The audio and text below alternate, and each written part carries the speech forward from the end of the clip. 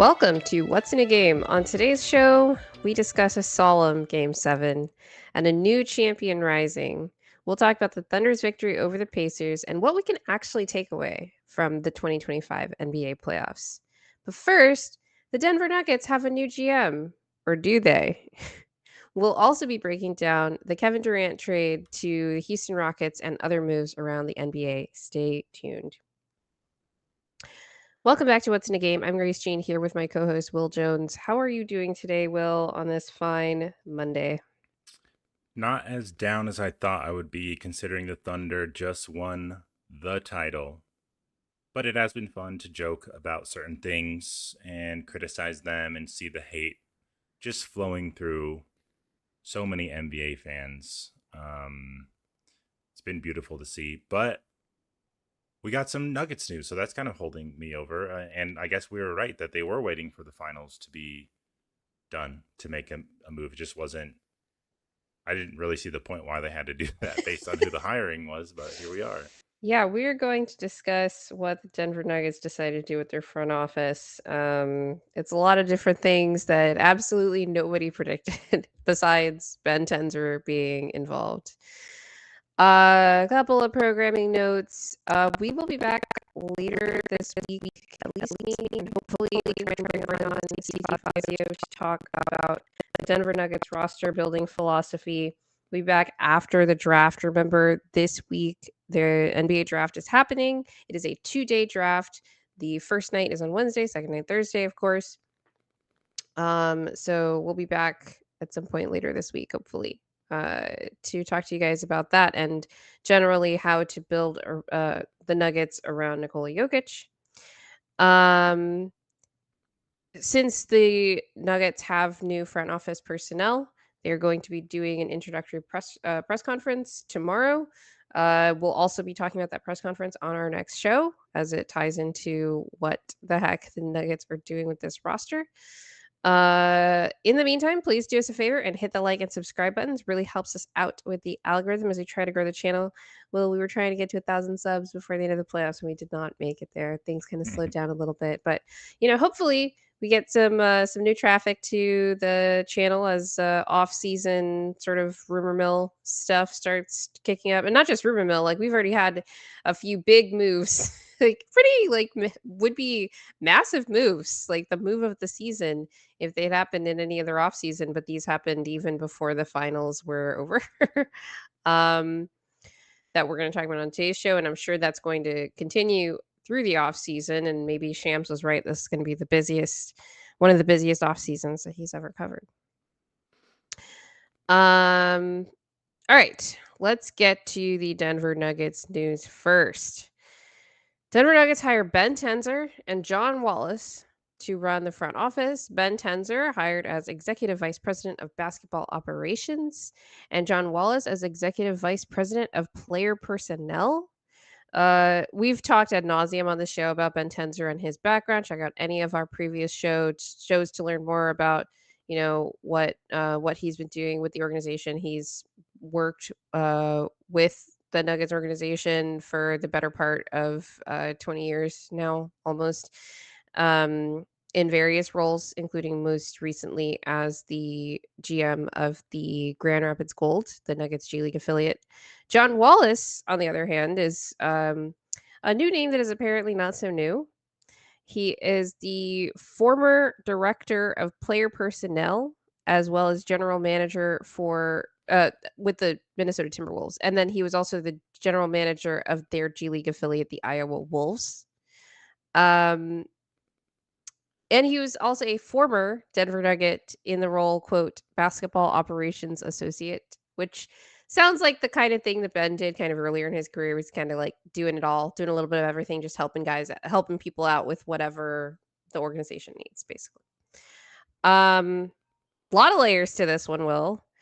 First thing that I noticed in reading this was like, neither of these titles are general manager, right? So what was your reaction to that sort of difference in how things are being structured?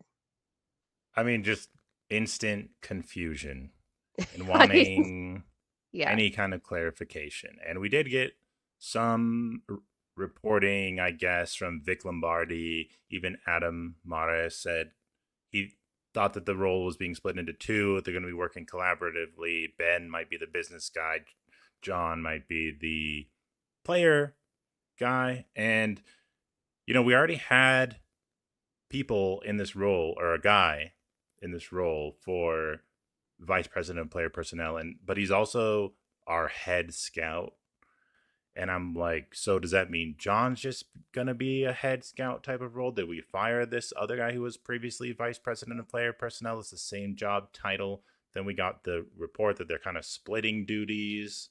It's unclear what each are going to be responsible for, aside from the people who are kind of speculating on what it's going to look like. And we'll probably learn more from the press conference, which I'm very much looking forward to. But outside of that confusion, just not too surprised that it was Ben Tenzer and someone from Minnesota, though that wasn't the name that we were all like thinking. But There so were far, actually multiple names from Minnesota that were apparently in the running, right? yeah, Because there was the Matt Lloyd name that had been floating around, who was the general manager over there and Tim Conley's right-hand man. There was also, I think it's John Corliss, who's an assistant coach there, who's rumored to be in the running for some kind of higher up front office position. We didn't know what, because it seemed like no matter what, Ben Tenzer was going to be involved. And we just didn't know what sort of level that was going to be. So I have a little bit of additional information to maybe give some context to this. Shams followed up his initial report here uh, with just an addendum here that says that both will report to Josh Kroenke. yeah, which is kind of like saying Yeah. nothing because it's like everyone reports to them in the Nuggets organization. But I get that there's the extra flavor of, it's like placing Josh in this GM type or president of basketball operations role the way that it was placed with this report. Well, apparently we have to be very, very careful with our titles here. You have to make sure that you refer to Josh as the executive vice chairman. Is that right? Of Crunky Sports Entertainment. Is it executive vice chairman or vice chairman? Whatever. Um, this is very different, and I agree with you that it just sort of signals this.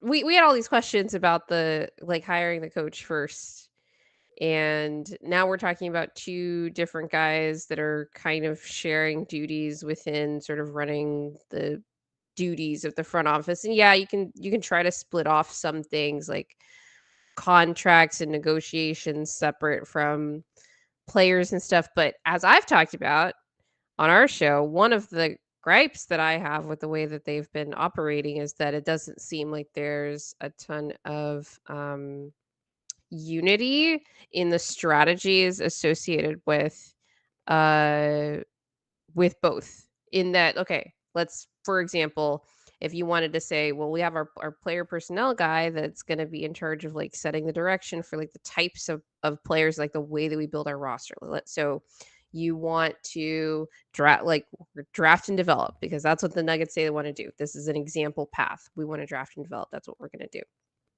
Okay. Simultaneous to that, you want to have some kind of strategy for what you're going to do when it comes to how they handle player extensions. Because if the whole point of draft and develop is to get good guys on good team friendly contracts, like you want to make sure that all that stuff like makes sense together, right? You don't want one side being like, well, we're gonna just be overpaying guys, or we're gonna be underpaying guys and pissing them off, and that like throws off the unity of the of the locker room and all the stuff that we're trying to build culture wise, all this whatever. You want unity in that sense. Having two guys handling things separately doesn't necessarily mean there will be disunity in those things. Obviously, they're going to have to work together, collaborate, and come up with the path forward. But I just sort of don't understand why you have two different people. Yeah. I That's my mean, thing. yeah, I want to talk about that for sure. Some Yeah. comments I want to get to. HM Yiz says it was a weird way to structure the front office. You know, Josh wants to be more hands on from friends of the Yeah. show or That's frequent really viewers. that's the only conclusion I can come to, because when you think about how, I'm not saying that like one guy does all the things for the organization. Obviously, you need like staff under you and all this stuff. But when it comes to having, you know, key decision makers, and like who like it feels like this could have been one person, but they would have had to hire somebody that's more expensive, that has enough experience with both to make that work, and they didn't want to spend that money. Somehow, the salary of these two will not equal the salary of one good GM, I guess. But I or like experienced GM, yeah, we don't know. Like these guys might be good yeah, true. front office Uh, dudes. I think it would be fair to say, or at least the people commenting right now are not too happy. We have Red and White saying this is a disgrace for the franchise. Frequent viewer Astrid, ownership's a joke. Given how the Nuggets are being run, lucky to win a championship.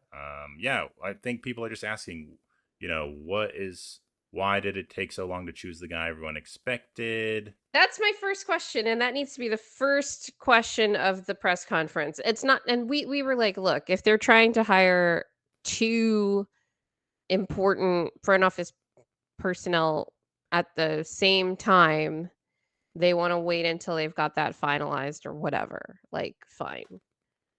But my question is less about why it took so long to hire Ben, because there's no way, like, there's no reason for that. Why did it take so long to hire John Wallace from the Timberwolves, who, even if you wanted to say, like, this guy is just so integral to what they're doing over there, that he needed to be in place until at least when the Timberwolves were eliminated from the playoffs. It was weeks ago.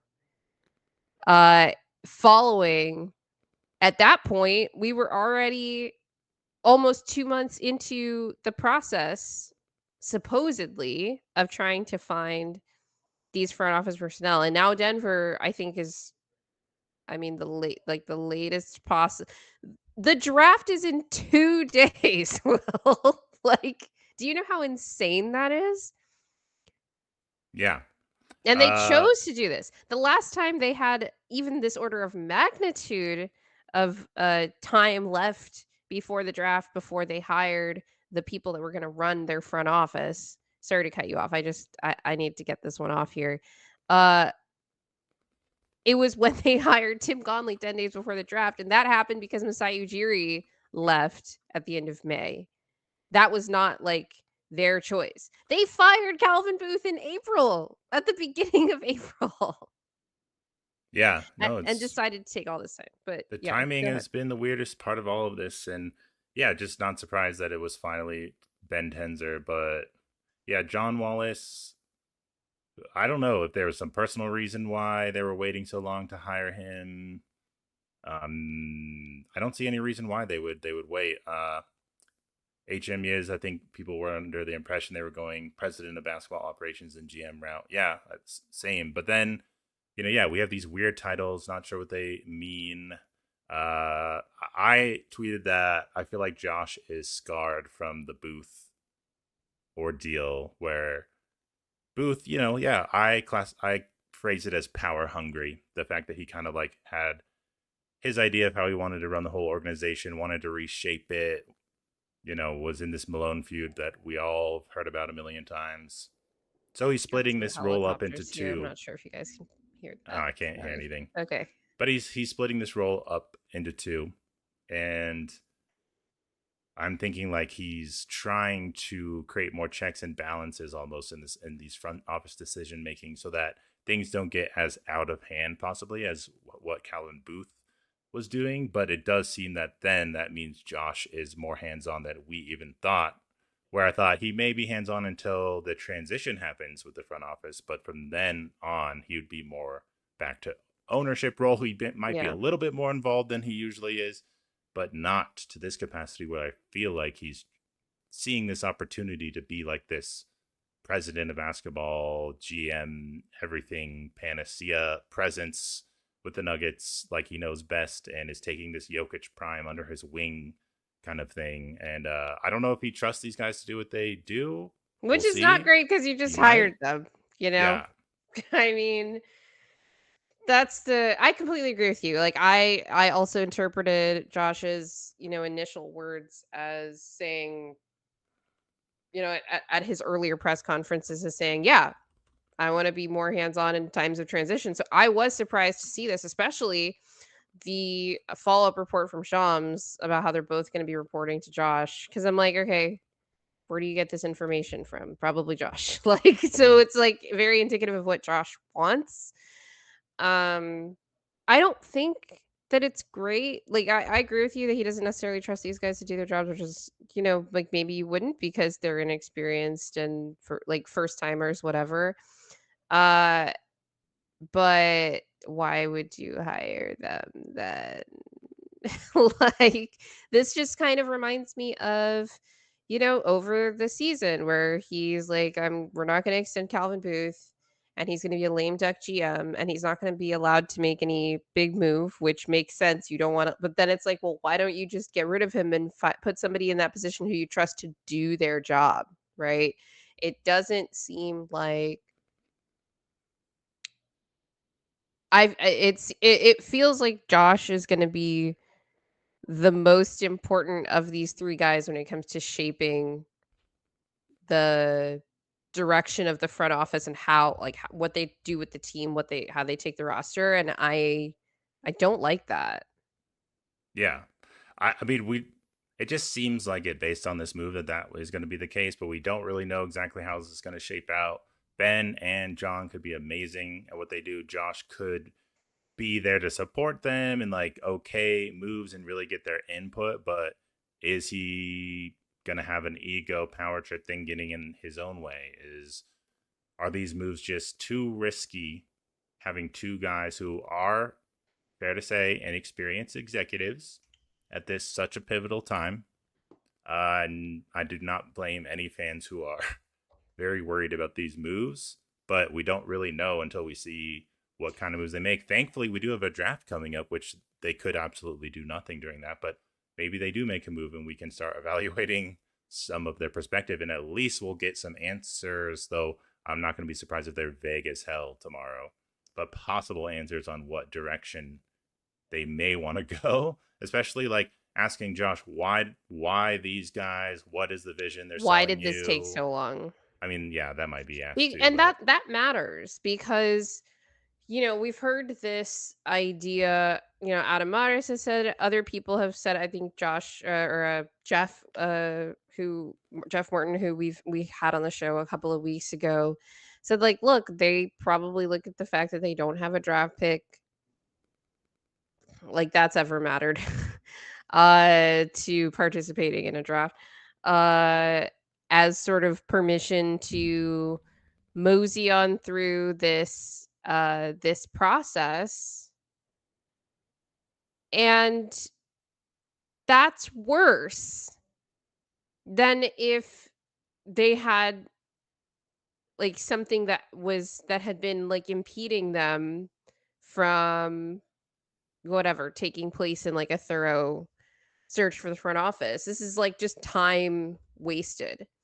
And we know that they value this kind of thing. This isn't just me making up the value of like getting a head start on the off season a month or so earlier.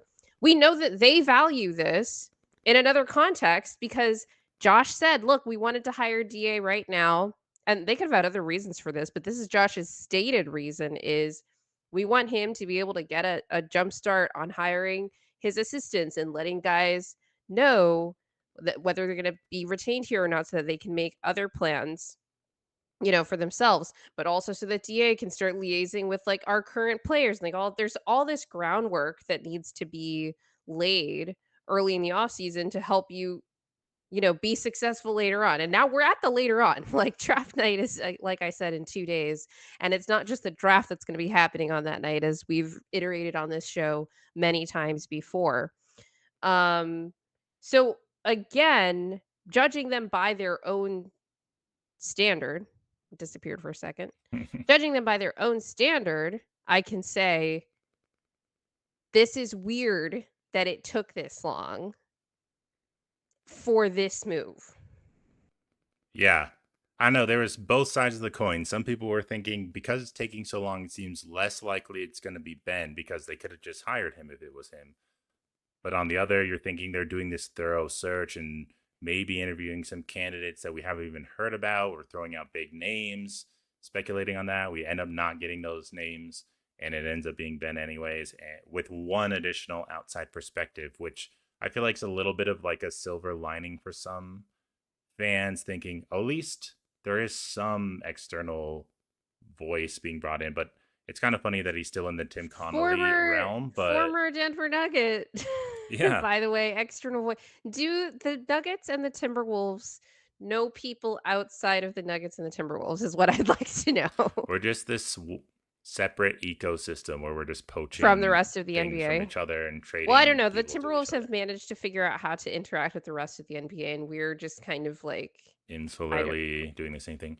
Yeah. Yeah, but Feeding off of them, it seems like, because we were looking at 3 different Tim Conley guys for this job apparently, and then settled on this one who also happened to be a former Nuggets guy who was here under Conley.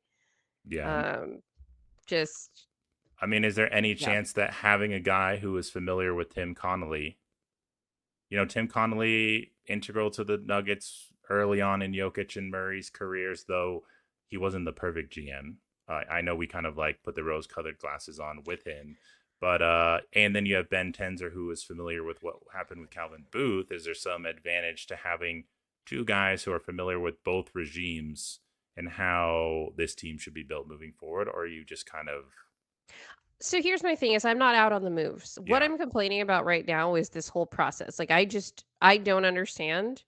I hope we're gonna get some answers from the press conference tomorrow, but I'm gonna be honest that at this point, given how the last year really has gone, uh, I'm not gonna be holding my breath for that, for those answers. Um, I'm sure Josh will be more excited to answer questions about the front office this time than at the last press conference at Yeah. DA's introductory presser, where he was very annoyed at getting those types of questions. But I really hope he is pressed on this because regardless of the kind of job that these guys can do, it seems like the organization, separate from Ben, separate from John Wallace, decided that they're punting on this offseason, which I don't know how that makes any sense even if you wanna go this internal development route. They're like, "We're not gonna like, that's not important," which is, like, not a great sign, by the way, if the person that's making that decision is gonna be the guy who everybody's answering to, reporting to, when it comes to, ultimate, roster decision makings, directional decision making, and all of that. It's like, Josh, like, didn't see this offseason as important in terms of roster building. He decided that, and then this process took almost 80 Yeah, days. because he's like, we're running And it that's what back we're for the gonna most yeah. part was his message. So don't And have a I draft pick. yeah. Is that a reason to take Don't have a that draft pick, off? not gonna get a draft pick, we're not gonna do anything. Like, I don't know. What it's not gonna be important for us to have our front office leadership in place because I'm Here, gonna take care of everything and we're not gonna do anything anyway, right? So anybody that had sort of delusions that they were gonna do, participate in any sort of massive change, despite everything we've said on this show about how and what they've said, they're like, we're going internal development, we're not breaking up the core for whatever. Forget that. I'm talking about like substantive margin moves. I don't even think those are going to happen at this point. yeah.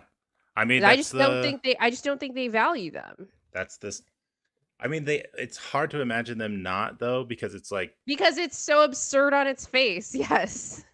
but also it's like roster wise, that's the only thing we really can do if you're to believe Josh's commitment to the core four Well, is no. margin The only moves. thing we really can do is hope that Peyton Watson gets better. Hopefully, that's not as they're. Hope that Julian Uh, Strother gets better. Hope that Jalen Pickett gets better. Hope that all the other guys on the team are fine with that being the only thing that we're sort of banking next season on, by the way. yeah. Here, HMU says that the Nuggets interviewed more VP of Player Personnel's Eric Amsler from the Heat and Director of Basketball Operations Chuck Hayes of the Warriors. So, yeah, Interesting. like I'm sure Josh will bring up the fact that he had interviewed multiple candidates. Probably is going to talk about how he wanted to take it really seriously. Like, I imagine when people ask why so long, he's going to be like, we were taking this very seriously. You know what You I know mean? what's Like, interesting about all of these names? I do want to talk about this while we're on it. Is if you could bring up HMUS's comment again. Uh, I believe all of these people are associated with their various organizations' G League teams, which tells me that Ben's connections to the G League, because he was obviously the general manager of the Grand Rapids Gold, the Nuggets G League affiliate, um, is sort of part of what was guiding this search. Another name that was sort of thrown into the ether, I think RA Report was one that put this out, that Prosper Karangwa from the 76ers G League affiliate was also a name that was sort of in the running for some kind of position. I'm assuming whatever it is that when I say whatever it is, we don't know. The role has not yet been fully defined. That John Wallace is going to be for the Nuggets right now. These are all sort of, this is a common name, vice president of player personnel and general manager of the team's G League affiliate. So that's kind of interesting. Um, what do you think about that? That according to HMEs, these were names that were under consideration as well. We have other reports that someone else from the like I said, the 76ers G League affiliate was also under consideration. And then ultimately we end up hiring the general manager of the Minnesota Timberwolves G League affiliate. Like, what is your sort of reaction to the direction it seemed like they were going as they were interviewing candidates? the most optimistic answer I can give is that they seem to think that these two, whether, Josh Kroenke is a reward guys who have been around kind of guy, I feel like, but hiring someone from the outside who's more G League up and coming mind, I think he's thinking they're on the, they're some of the up and coming minds, like these G League people who have seen Right. these Josh used development that term a players. lot, this up and coming. I think that's what he sees them as, and only time will tell. Like, I think he'll be like, hey, John Wallace has been around, like, he's really respected. And we have gotten, like, I've seen credible NBA people with sources say, or were speaking very highly of John Wallace and his reputation in the hire. So, like, I'm like excited to see what he has to bring. And it's like everyone's got to start somewhere. If the Nuggets like get in on the ground floor of some, for way lack of a better term, and just to be really optimistic, some like basketball genius, then that's great. But we just don't I know don't know yet. about that. After Calvin, like I'm good. I'm good on all the basketball geniuses. I just want somebody who like who knows how to manage a team and knows how they're gonna not manage a team. What is it called? The executive vice president a team, I guess, right? Um, yeah, like I have no like explicit issue with, going after Well, somebody who is in the G League. A lot of that job involves a lot of networking. I've been to various like G League showcases before, and they're really just giant networking events. In addition to obviously all the work that goes into managing a G League team and all of this stuff, right?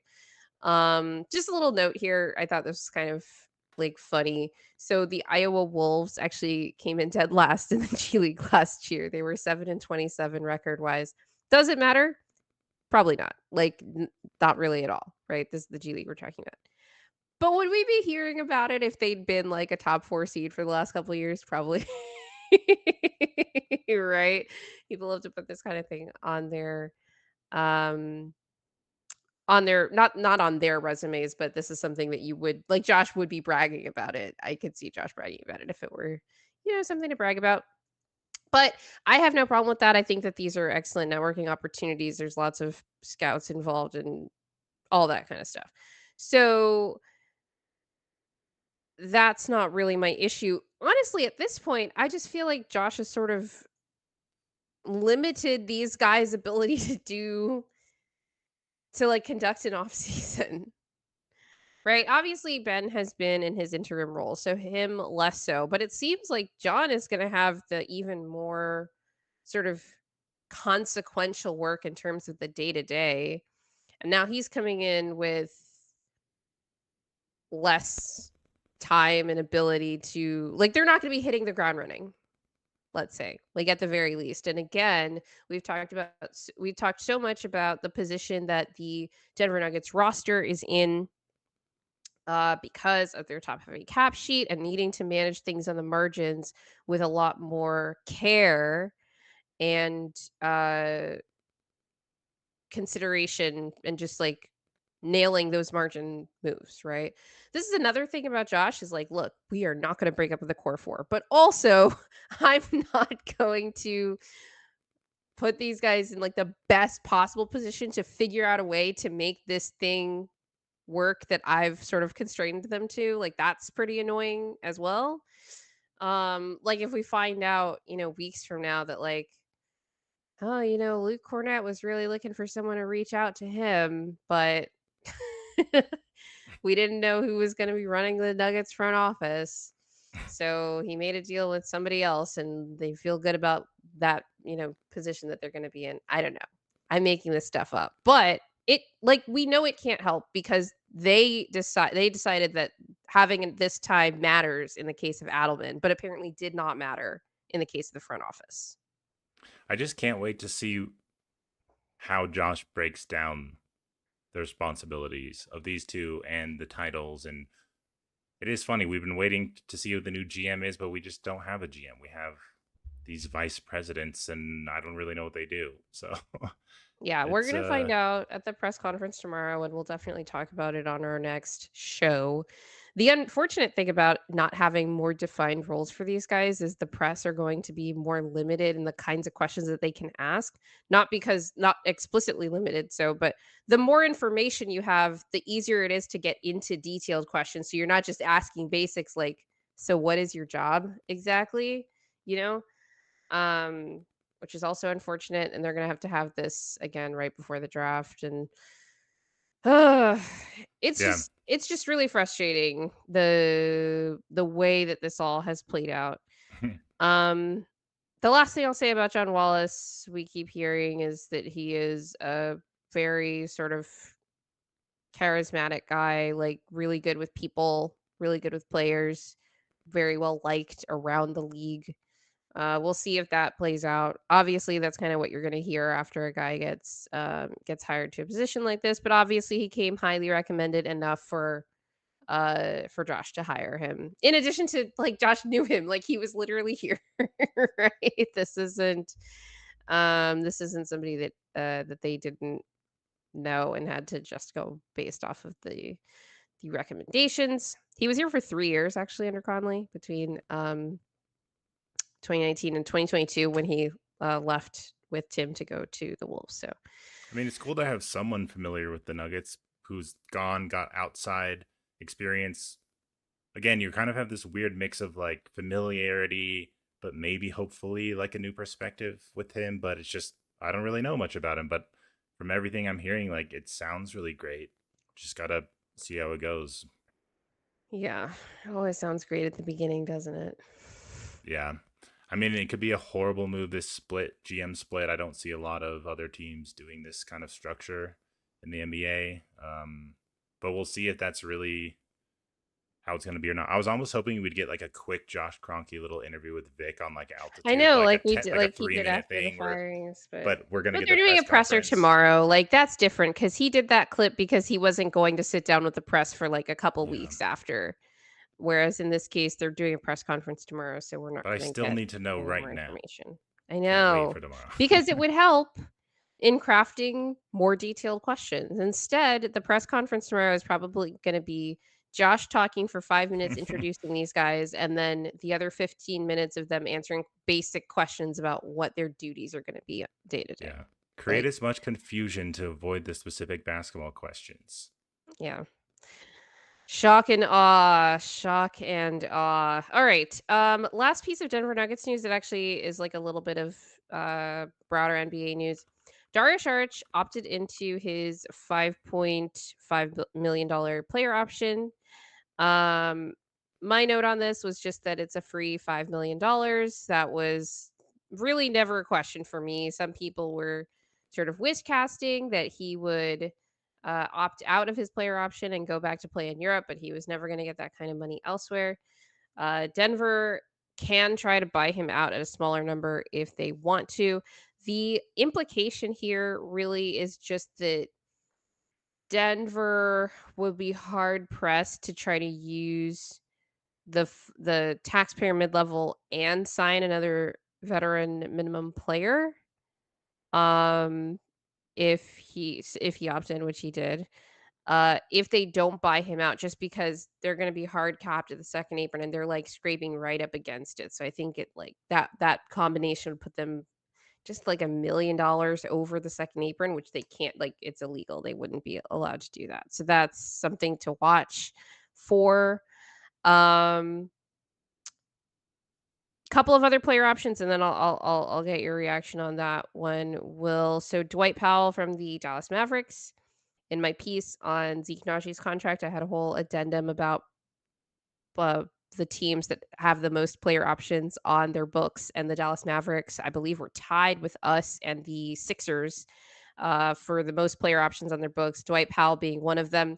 This one was interesting because they're one of the teams like us where a lot of these player options came after the new CBA was enacted. So it was like, that doesn't really make sense to me. I don't know why they gave Dwight Powell a player option, but they did. So he opted into that. And Chris Middleton also accepted his over $30 million player option with the Washington Wizards. This was very expected. I was asking you, Will, before the show, whether you thought Chris was going to be bought out after the trade deadline or traded before the trade deadline. So maybe you could just give me your reaction to all those player options happening at once. This is like the week for options to be either picked up or declined by both teams if they're team options or players. I mean, I care the most about Dario's option, though we knew he was going to pick it up. But there was the small glimmer of hope. He could have declined it. But yeah, what are you Murphy's going to Law. do? Free $5 million. Yeah. I agree with HM. Is probably leaning towards a buyout slash being used in a small trade. I mean, how can you not want something like that if you're Dario? Like, I just can't imagine him playing or, sitting on the bench for another whole season unless DA has some other vision for how he wants to play Dario at the 4 versus a backup 5 or something like that. But I feel bad for Dario, but hey, he gets money, so what can you really Um, say? if He he got an lets me extra hold a 5 mil. dollar, I'll feel bad for him. Yeah, Until give me then, one of your dollars. huh? Give me one of your dollars, Dario. Yeah. Yeah, it just like a lot of the Nuggets roster issues are like just these roster spots and some of the people that are holding it, as well as the finance aspect of it with like Zeke and Dario. But like, there's just a lot of like players on our team that can't play. So I don't. One of the things I'm watching this season and this off season, frankly, because I'm looking at this Chris Middleton thing and I'm like, look, if he's healthy at the trade deadline, the Wizards would it would behoove the Wizards to try to trade him because he'll be just an expiring contract at that point. Lots of teams would want him as just a player that they can have.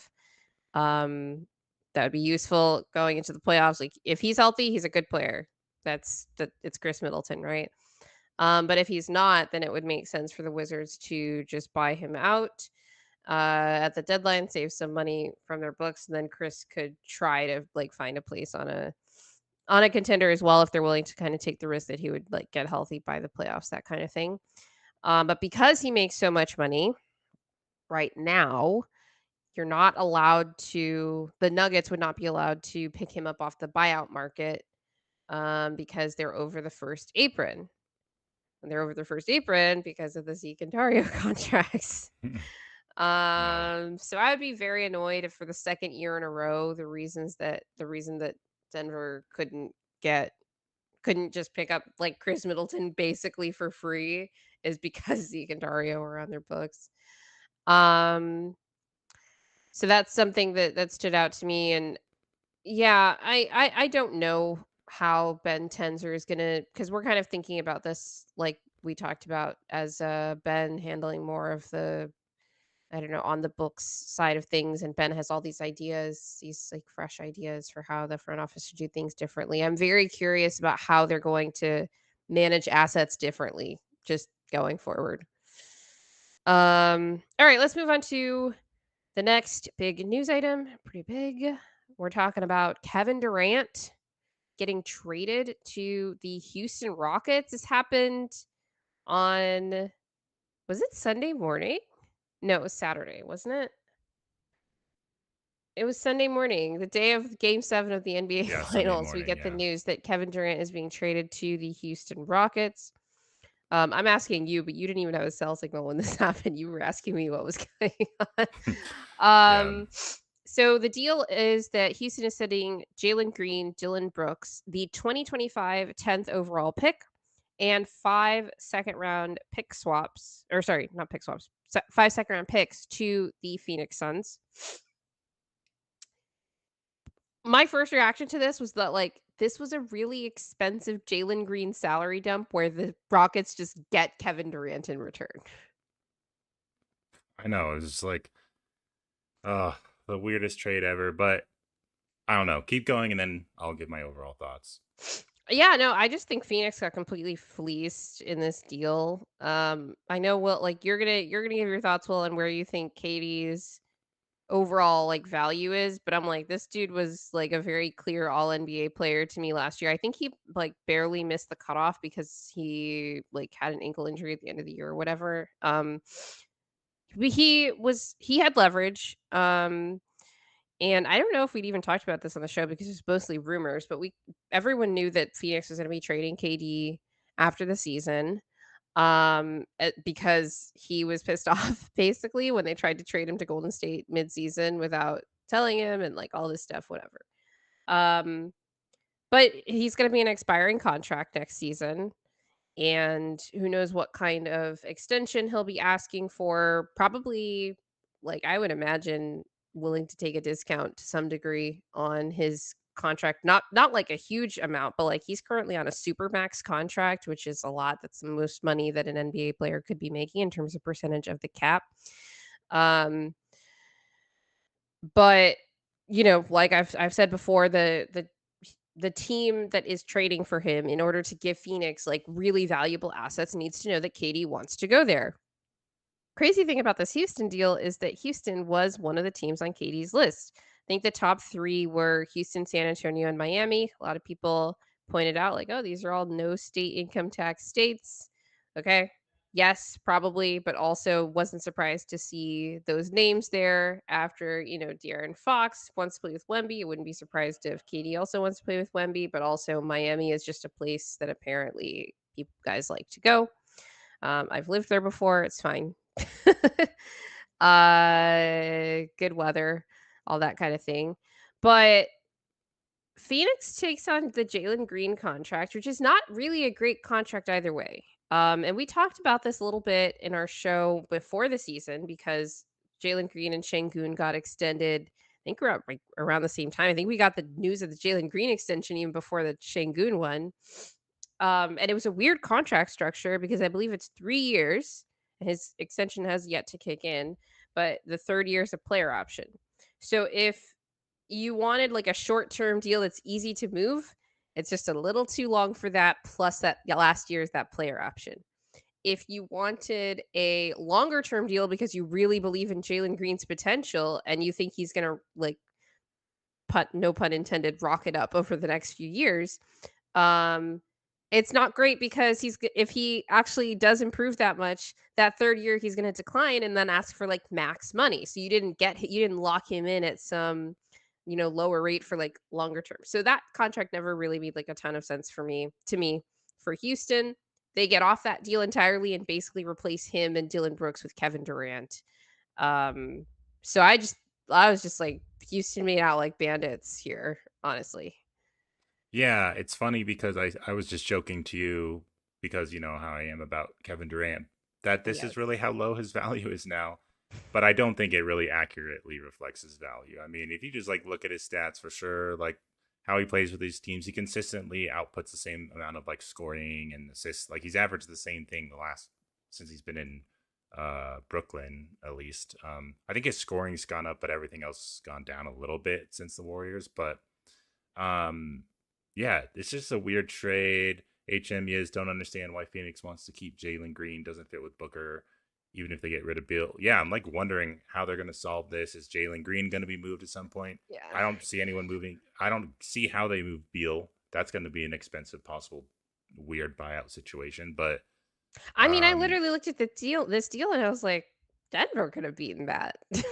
Honestly, like, I mean, is Jalen Green, Dylan Brooks, 1 first and 5 seconds really better than like MPJ, Zeke? Unfortunately, that's like negative. But like again, it like the you're on a knife's edge with this Jalen Green deal.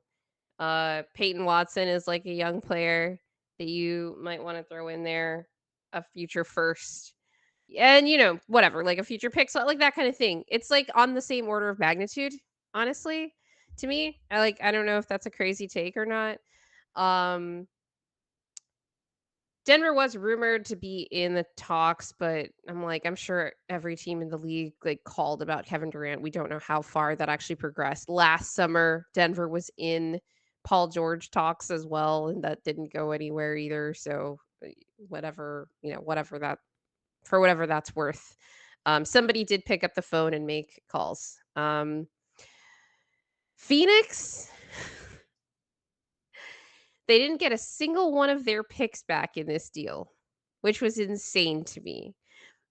Houston got back 5 second round picks, or gave them 5 second round picks instead of just giving Phoenix even one of their first.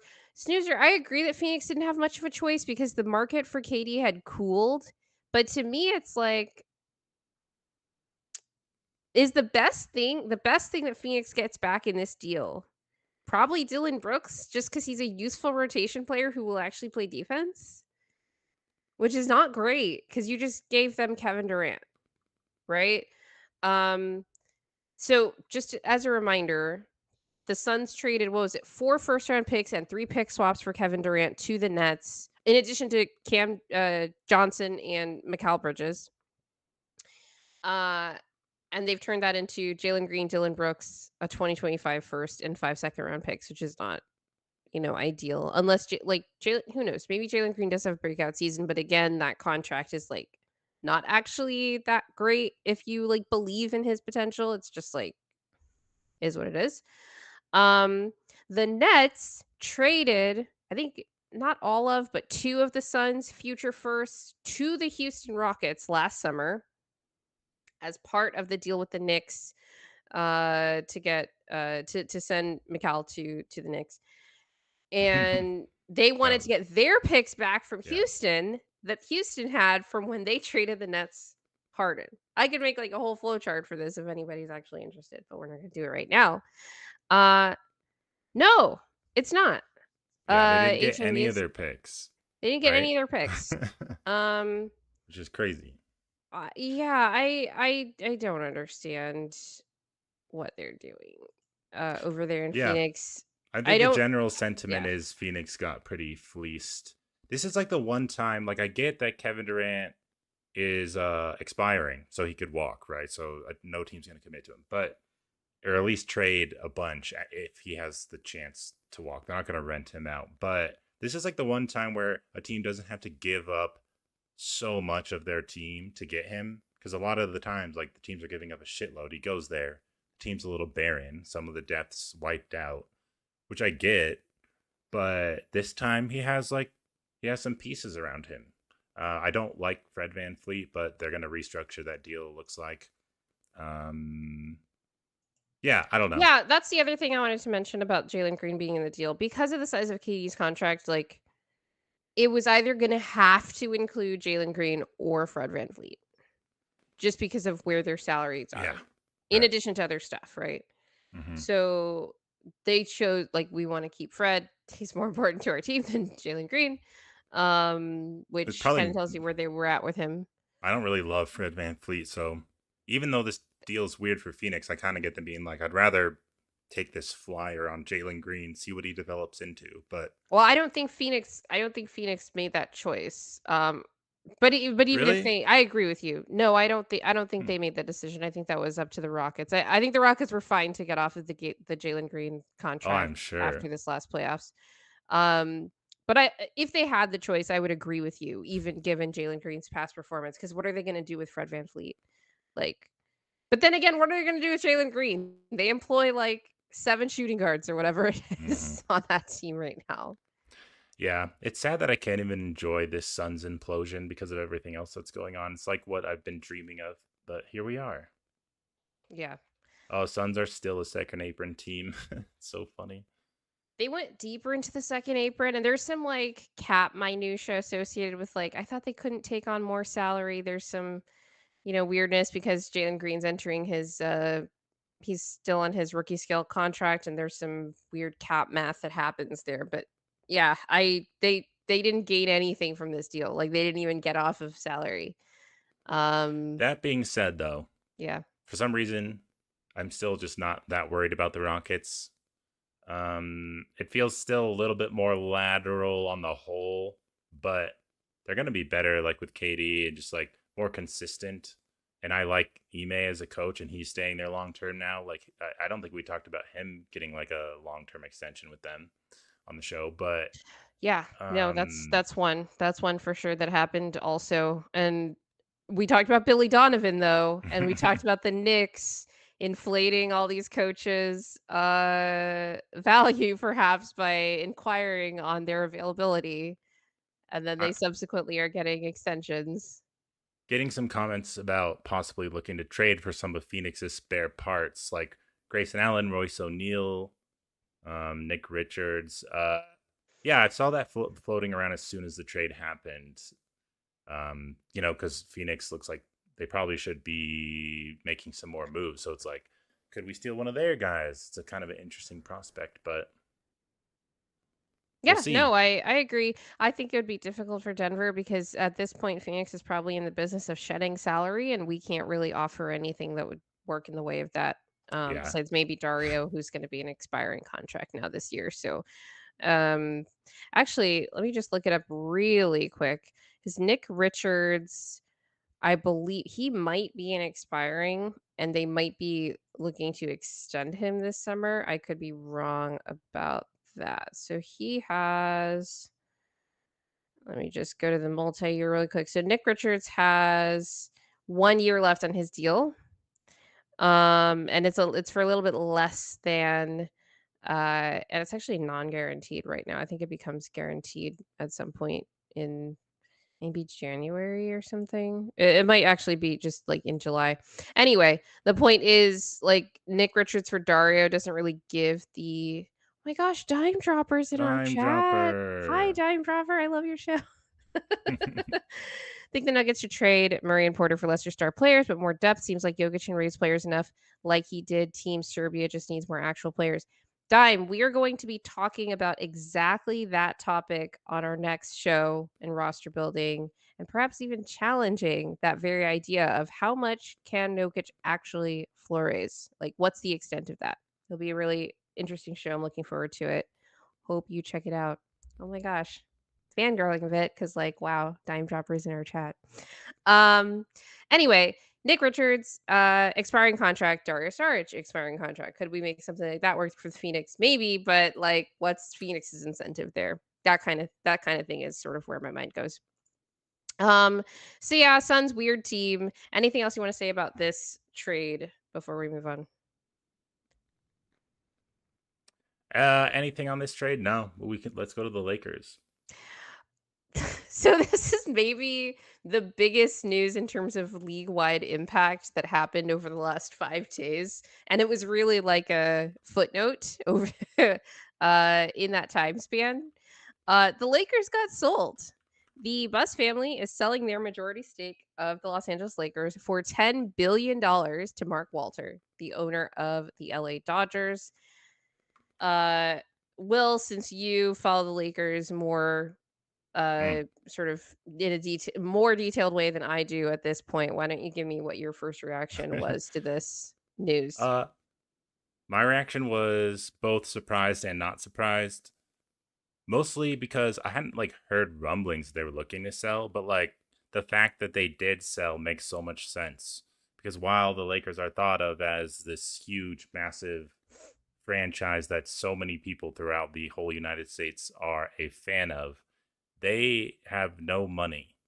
Like they are just like a family run business by Jeannie Buss, and she keeps a very tight inner circle with her ownership and the people that she hires, like Rob Pelinka, Kobe Bryant, former agent. The Rambuses are involved in meddling and doing stupid shit. I just am not a fan of the Lakers ownership. Like they're lucky LeBron went there. They're lucky the Luka trade dropped into their lap. I mean, they are Um, lucky LeBron went there, but everyone kind of knew that he was going to go west. And like when you go yeah, west, where do you go? You go to LA. And when you go to LA, for where do you sure. go? You go to the Lakers. Sorry, Yeah, but Dime. the Lakers were down Unless you're bad though for a Kawhi. while So, before that. yeah. So if you're a Lakers fan, I'd be like stoked about this move, though there's the report that Jeannie Buss is still going to be like heavily involved in running things, so I think is pretty funny. Um, I just like don't really like her direction. I respect her as a person and all that, and people seem to really like her. I think LeBron was lucky he got one title with the Lakers, and the rest was kind of like a mess. And it's kind of sucks for him that they've been able to right the ship with this Luka trade and get new ownership, but LeBron's like gonna be retired very soon. So yeah, I mean, if you want to talk about Zach Lowe's comments, this kind of follows with where I'm coming from, where I'm like, I just don't think their ownership group was very good. Maybe the Jeannie Buss thing's like a saving face thing and she'll be phased out because I think this new owner is pretty like ruthless in the types of people he picks and trying to get like the best people. Like if you look at what the Dodgers do, for example, who's another like evil empire over in the MLB, are we going to see something similar? I don't know. You can't like spend unlimited amounts of money like you can.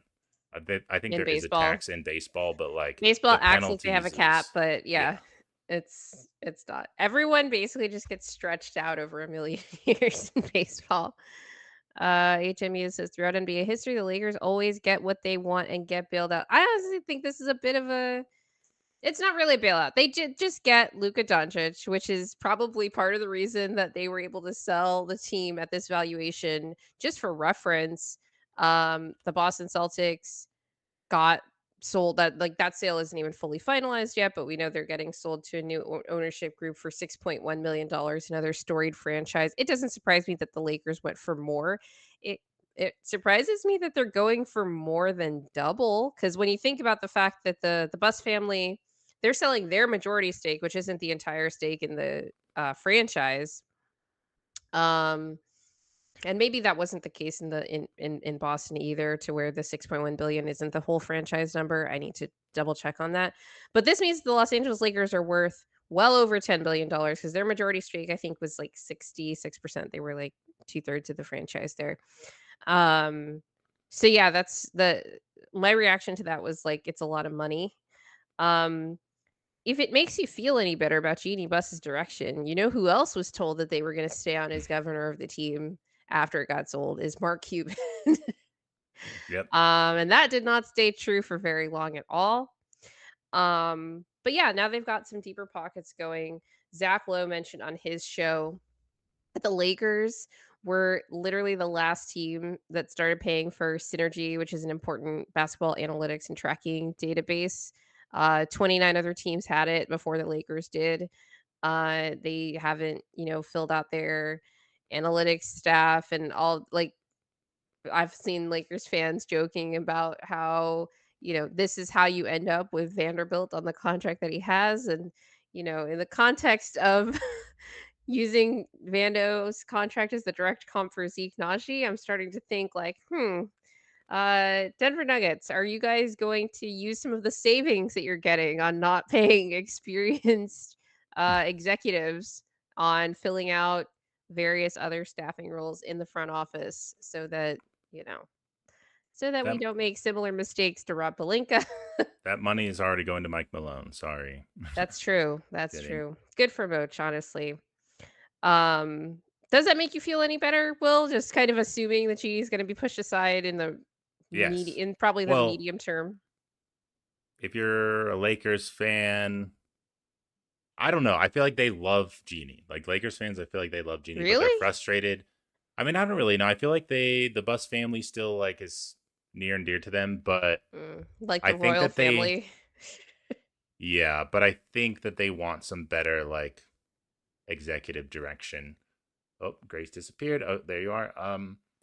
So here we got some comments. Big man going from Orlando to LA. NBA tradition. Is Paolo next? Paolo doesn't play like a big man, so I don't think so. Spurs, OKC, Rockets, Lakers, Warriors from Santa Cruz. You know Santa Cruz from Locked On Nuggets chat, I'm sure. All are getting better as Nuggets are getting worse and worse. Broken heart emoji. We're gonna talk about that. The Nuggets, are they degrading on the edges? Any last thoughts about the Lakers sale before we move on?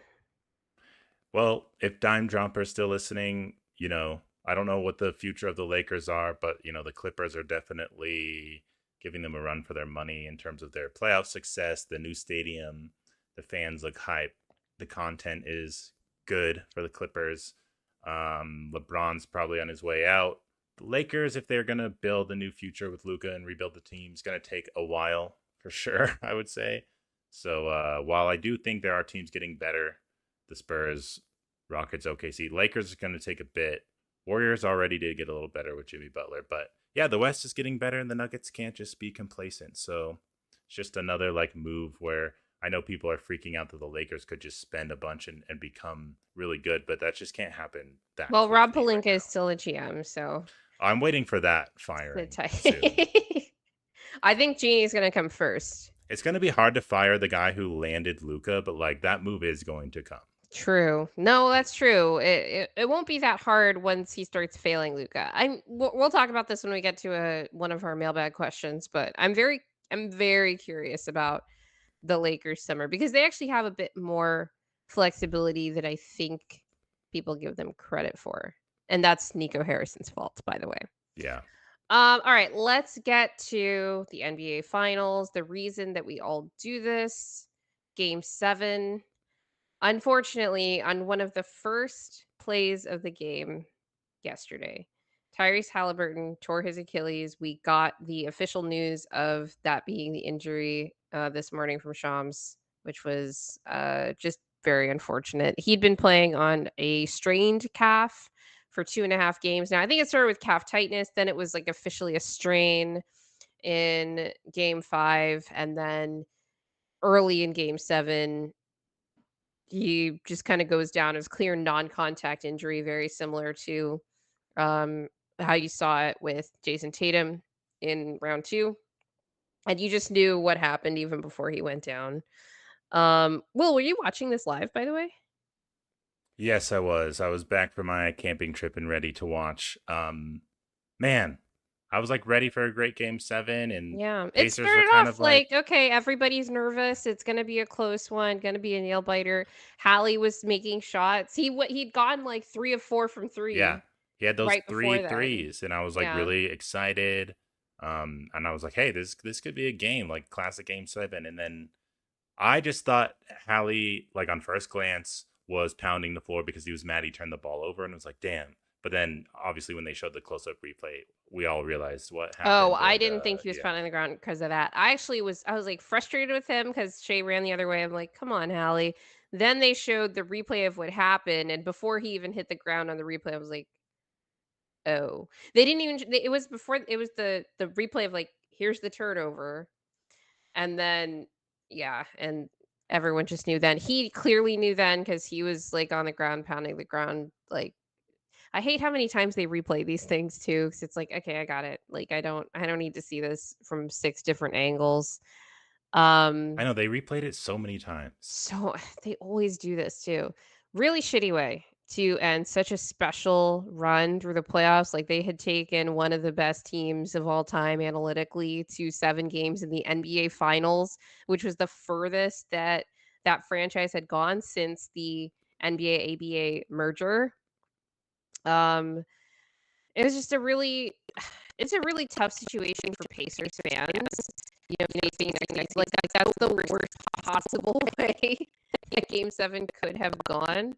I can't believe Um, it. and it stood in such stark contrast to, like, the rest of the run. Like, it's one thing to lose the game.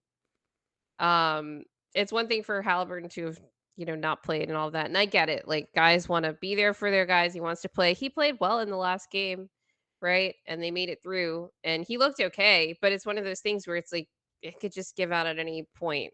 Yeah. Um, and that's the really tough thing about these Mm. tissue injuries for professional athletes, like, especially tissue injuries because they're so random. Soft Yeah. tissue injuries, that is. Santa Cruz says Toppin said the players couldn't focus. I did Oh, think it was like clear both sides, like, yeah. had trouble refocusing after Halliburton left the game because this happened, like, middle of the 1st quarter. I thought it was a really interesting development. I mean, it's not anything you want to happen. I was so heartbroken for Pacers fans. You go from like possibly winning a game 7 and winning the championship to now likely losing, and then which they did, and then he's going to be out all next season. It's just like I mean, I can only relate to it when like Jamal went down with the ACL. Though we weren't in the game 7 of the finals when that happened, but it was like on the Yeah, cusp of maybe going on a run. But yeah, it's brutal. I did yeah. think the Pacers responded really well after that, but I thought OKC was probably like unsure how to react because you're probably gonna win. The crowd was taken completely out of it for the rest of Yeah, the half, I thought, yeah. too, because they were like, I think the crowd like, learned the "How should lesson we from react?" they learned the lesson from the Raptors and the whole KD thing, where like some Raptors fans were cheering when KD tore his Achilles. Not that they were cheering because of the injury, but they're just realizing like we're probably gonna win the title. Oh. And now it's like if you see a guy go down like that in the Do you finals, remember just which don't game that cheer. happened in, by the way? I Katie tearing his don't. Achilles? It might have been it might have been like the closeout game to win the championship for the Raptors, and that's why like KD came back because it was like it wasn't a game 7, but it was like an Because he elimination had the game. calf and then he played in the game, He and was like that's where he coming tore the back, I think, Achilles. because they were on the verge of elimination. And then when he went down, I think everyone in the building was like, "Oh shit, we're gonna win the title." And there was a whole discourse around that. And I think OKC fans probably, although how do OKC fans know about that? Like they've never watched the NBA before last season, so I don't I know. mean, I don't know, people tell him, or I think honestly, like, to me, like, there's also, like, the natural reaction in the moment, or it could have been, like, one section of the crowd had that reaction and then everyone sort of followed. They're like, "Oh, shit, like, this is." You don't wanna be that one guy that's, like, cheering, as, this dude that gave not just the Pacers, but gave us as NBA fans one of the best, just funnest NBA finals runs to watch, like, whether they won or not. And they again were once you get to a game 7, like, who knows what can happen. Um, yeah, it was really tough. I'm thinking about how this affects the Eastern Conference next season. Obviously, Halliburton, Dame, and Jason Tatum are all out next season with Achilles tears. All these guys wear number 0, by the way, which was pointed out to me by Mile High Aki, I think, on Twitter. Um, but will the East outdo itself next season in terms of the reputation that we have for the Eastern Conference next year with all these important stars to good teams? Like, these are all teams that you could see making at least round 2 to the Eastern Conference Finals. Obviously, the Bucks haven't with Dame yet, but, like, they have the talent too if he's healthy, kind of thing. Are they gonna like? What is your definition of will they outdo themselves? Like, is Because this gonna be one of the worst Eastern oh, Conference that's what you seasons that mean. we've seen in a very long time? Yes, yes, because I was like, outdo themselves. I'm like, they're going to be way worse. Yeah, no, I think they're going to Yeah. be. This is like a huge opening for the Knicks. I feel like Yeah. Celtics are out of it. Pacers are probably out of it. I don't know what move the Heat might make, but they just missed out on KD. Yeah, it's like wide open for the Knicks, but the Bucks are looking pretty sad, but Giannis may be able to stay another season and like make a Western Conference Finals before he loses again. Who knows? So somebody was telling me that I'm underestimating the Don't Tell Santa Cruz says LaMelo Ball can finally win a ring. Um, Hey, the sure. Magic. From one of those claw It's time for the machines, sure. Magic. Uh, it's one thing to win the East, it's a completely different thing to win the title. as we've seen. Yeah, well, I don't see any Um, East team winning the title, but but some people do think that I'm underestimating the Pacers and their ability to stay in it next season. Now, we talked about this with Jason Tatum. He could be coming back next season off an Achilles tear. Obviously, Halliburton's happens like a month or so later, so that's a little less time. So it's a little less likely that he'd come back before the end of the season. But you never know with these things. It's listed as a 7 to 18-month recovery, and usually guys are back within a year of the injury in terms of, like, not, like, fully back to themselves, but, like, they can be back on the floor and, like, they've been rehabbing, they're back, on the court. Um, so who knows? But assuming Halliburton is out for the entirety of at least the regular season, what do you think is the highest the Pacers could finish in the Eastern Conference standings? Especially, like, it's the Eastern Conference, all these other teams are injured too. Who's their competition in your eyes? like I think so I Magic and Knicks are like up there because they are solid and have health, and the Knicks are still going to be good. I think the Magic are going to be good with Bane. Celtics can still get hot. I think the Celtics are going to be their competition because they still are pretty deep, but without Tatum, it's like what can you really expect unless they intentionally tank or something. Um, Look, I was hoping that what would happen is that we'd find out that Josh was trying to poach Brad Stevens this whole time, and Brad just needed to get some ducks in a row for the summer salary dumps to get that team under the second apron this summer before he came over to Denver. That's not happening. Um, but I think the Celtics are a smartly run organization. Whether that means they're going to tank, I don't know. Obviously, Tatum is out for most, if not the entire season. Jalen Brown has he's having meniscus surgery this summer. So we don't know what kind of state he's going to be in. And on top of that, they're probably going to move off of at least one of Drew Holiday or Kristaps Porzingis this summer. So I don't know how many games does a Derek White led team win? um, it is the Eastern Conference, it's just so but hard to predict because yeah. even like we just saw the 8 seed Heat go all the way, and it's like the seeding Oh, in swings so 2023, much. yeah. So it's Yeah, but like, the Eastern Conference sucked that yeah, year, even by my well, standards. now I look mean, at yeah, it. no, that's fair. That's fair. So you're That's like fair. from That's fourth fair. to eighth, they could be in the mix or not. Maybe they'll decide to tank. Maybe they'll make some. Maybe they'll trade Miles Turner. I don't know. For the I mean, he's coming up on an extension, so I think they were gonna extend Miles. Does this Halliburton news change that? I don't know. He That's a didn't good have a great question. showing in the finals. Vincent says Hali is very important to the team's offense. Neesmith shot 25% from three without Hali, 53% with him. Toppin's terrible without him. I mean, it's a good point. I think while the Pacers, because the East is weak, can still get in the playoffs, the idea that like they'll just like be right there Yeah. is crazy. Like Halliburton's way too good and operates I so much mean, of the the offense. you just need to make top 10 Yeah. technically. No, you That's can all make that the that and it's playoffs. the Eastern Conference. So that's all I'm talking about here. You can make the I think playoffs. that theoretically, if Halliburton were slated to come back in like late February, I don't know. They were below 500 in December and finished the 4 seed, Will. Like it's and the East wasn't as bad as it's going to be next year. So we'll see. I think it's important that they're going to be missing their lead creator, lead ball handler, all of this stuff. Yeah. But I don't know. Pascal was making those terrible Raptors teams like right on the cusp of the play in every single year too. So you just never know. Um, I think they're probably going to finish closer to like 7th, Hmm. 6th or 7th, I think is their ceiling. And that is more like that's credit to them, but it's more like I just look so poorly on the rest of the Eastern Conference. And I just never know what to make of the Heat either. Like they could be Yeah. worse or better. Are they going to be around the same level of the Pacers? Well, Terry Rozier is still on that team, so okay, let's talk about the actual game because we got to talk about the champs and we got to talk about how they got there.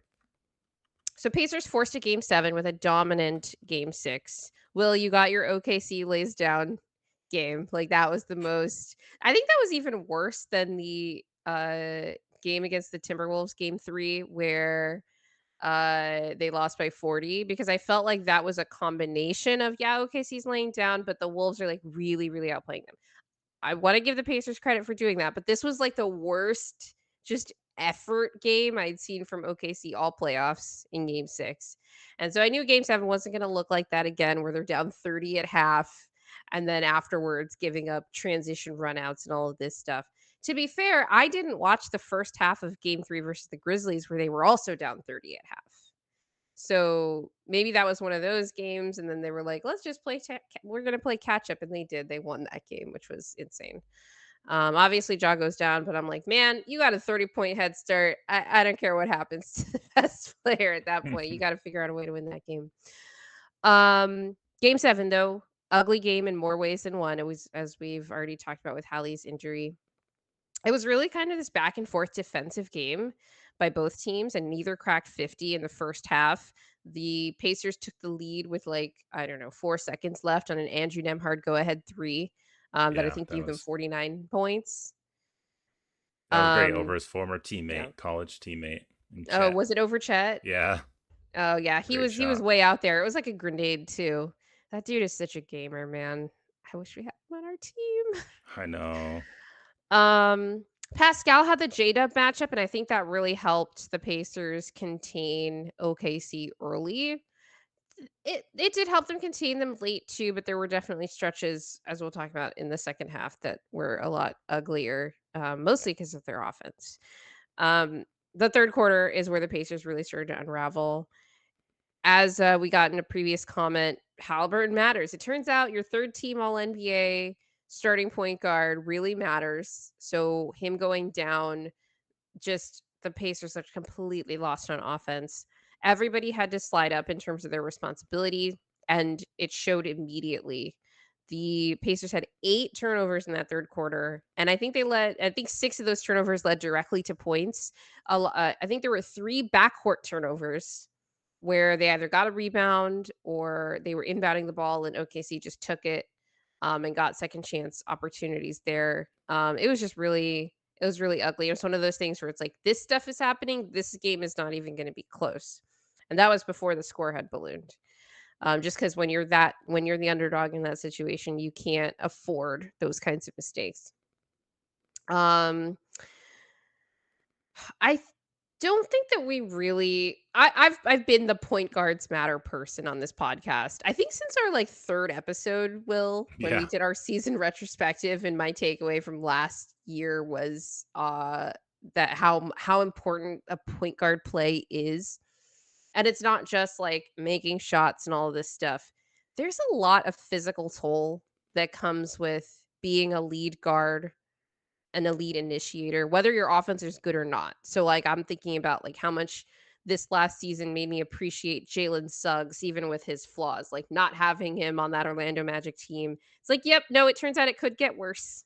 Um, and thinking about this with the way that Hallie's injury, happened and all of the different ways that he had to figure out how to play even before the Achilles tear, so like in game 6 and all of this stuff, but it was clear how much more difficult it is for the other players on that team to even do something to just the simple task of bringing the ball up the floor.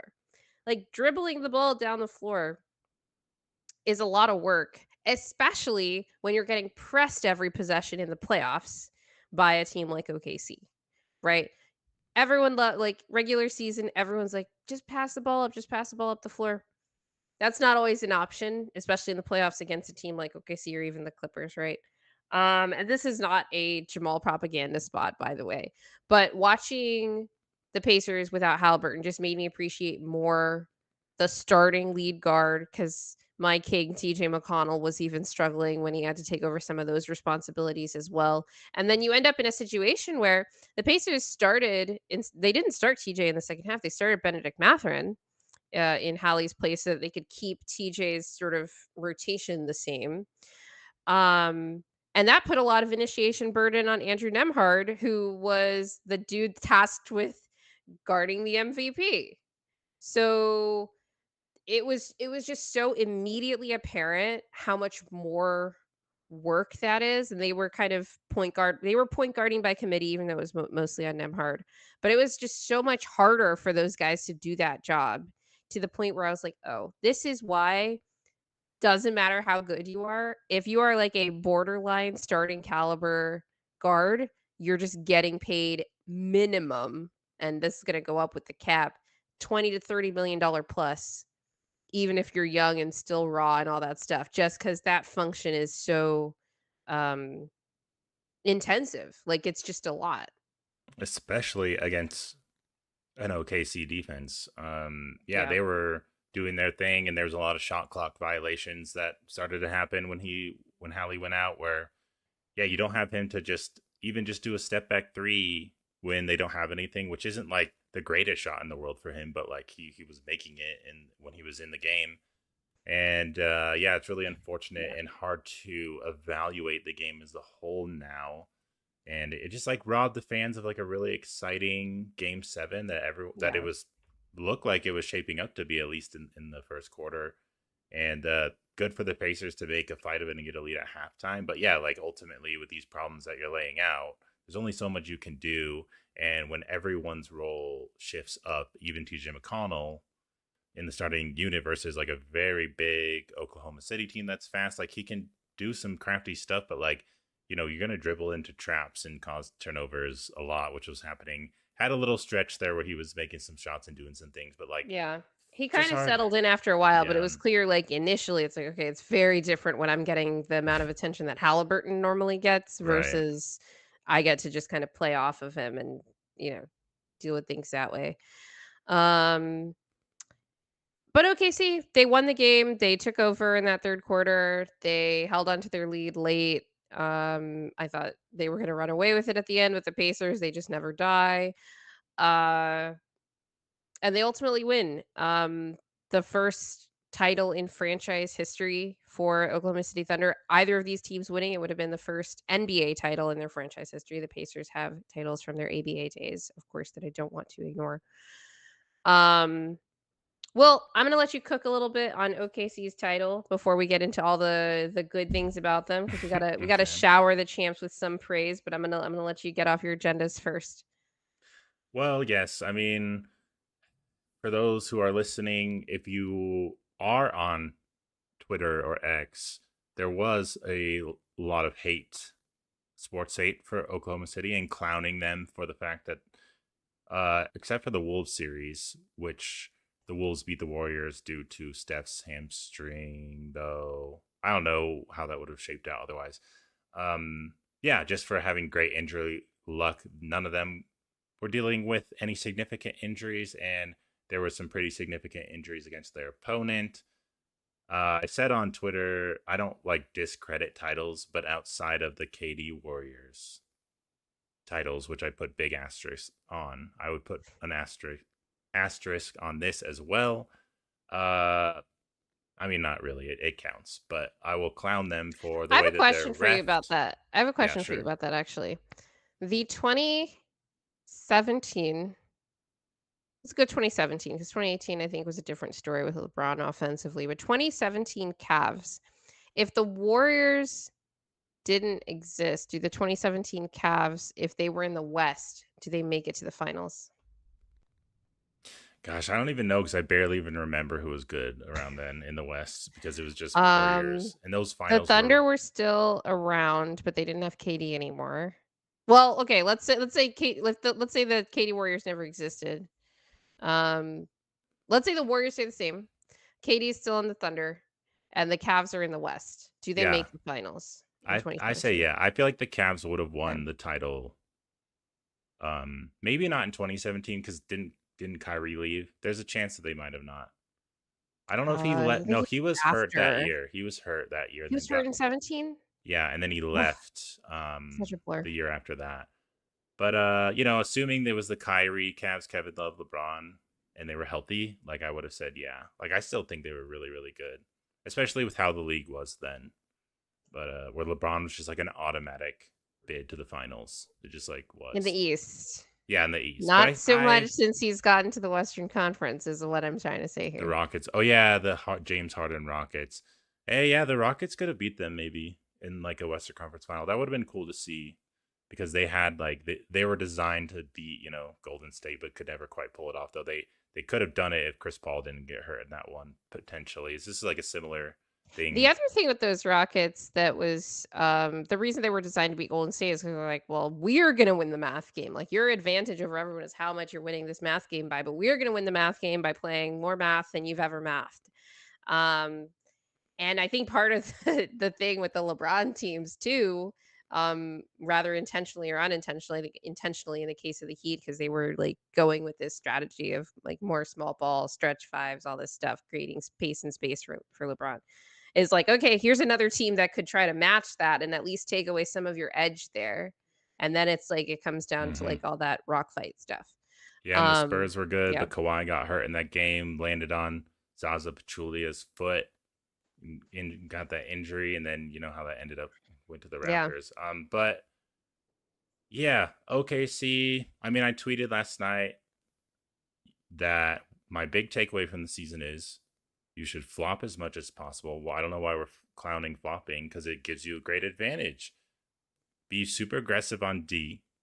This is easier said than done. Not every team can just swarm like OKC, but you should probably be hand checking more. You should be a little more physical. I think a lot of And teams were hand checking in the playoffs this yeah, year. no, they were, but I think you could be more aggressive with how the officiating is. And Force it's the like refs to I'm just wondering make a if the decision. league does make a decision on any of this because it's just like it is going to become a talking point. They're probably going to do nothing, but yeah, I'm glad that some of this is being brought up, especially with like the push offs and like the lack Oh, of you think you're glad consistency. we're finally talking about officiating after not talking about officiating at all? Well, you know how it is. People are always above the officiating discourse, but Yeah, um, I never hear any of those arguments online. well, I mean, from real like actual media who really I want to mean get into it. I I've mean, we had a whole dialogue about this last year. What was the story yeah. of the season for you? Yeah, that was the story. But like Jason Timpf said last night, he thought it was excruciating to watch OKC's flopping in Game 7. I'm glad that he tweeted that because he's like a respected basketball mind. He always complains Um, about flopping though. Like that's not new. Like that's not new from him either. but he's very like adamant that he doesn't like ref Yeah. critiques. I'm just Um, saying I'm not saying that anything that he's saying is wrong. I'm just saying yeah, it's not new, even from him. I guess I don't know. I haven't seen him talk about flopping too much, but Okay. um, uh, yeah, I just OKC's like the Patriots was like the comparison that I gave, where they're known for kind of bending the Jesus. rules, um, or like taking advantage of the rules, or at least the trends in how the game's officiated to give yourself the maximum advantage. And in any competition, which the NBA is a serious, very serious competition, you should be trying to Very give yourself serious. as much advantage as possible. Yeah, Scott Foster was getting a lot of criticism, which I love, but he always does as well. Um, like for the most part, I thought Game 7, like what you can't like really critique the refing in that game because Halliburton went out. Like the game was like completely bizarre and strange from that point on. It's really hard to evaluate it. I don't think like I guess we have this question is real or fake thing if you want to get to that later, but yeah. Oh, Yeah.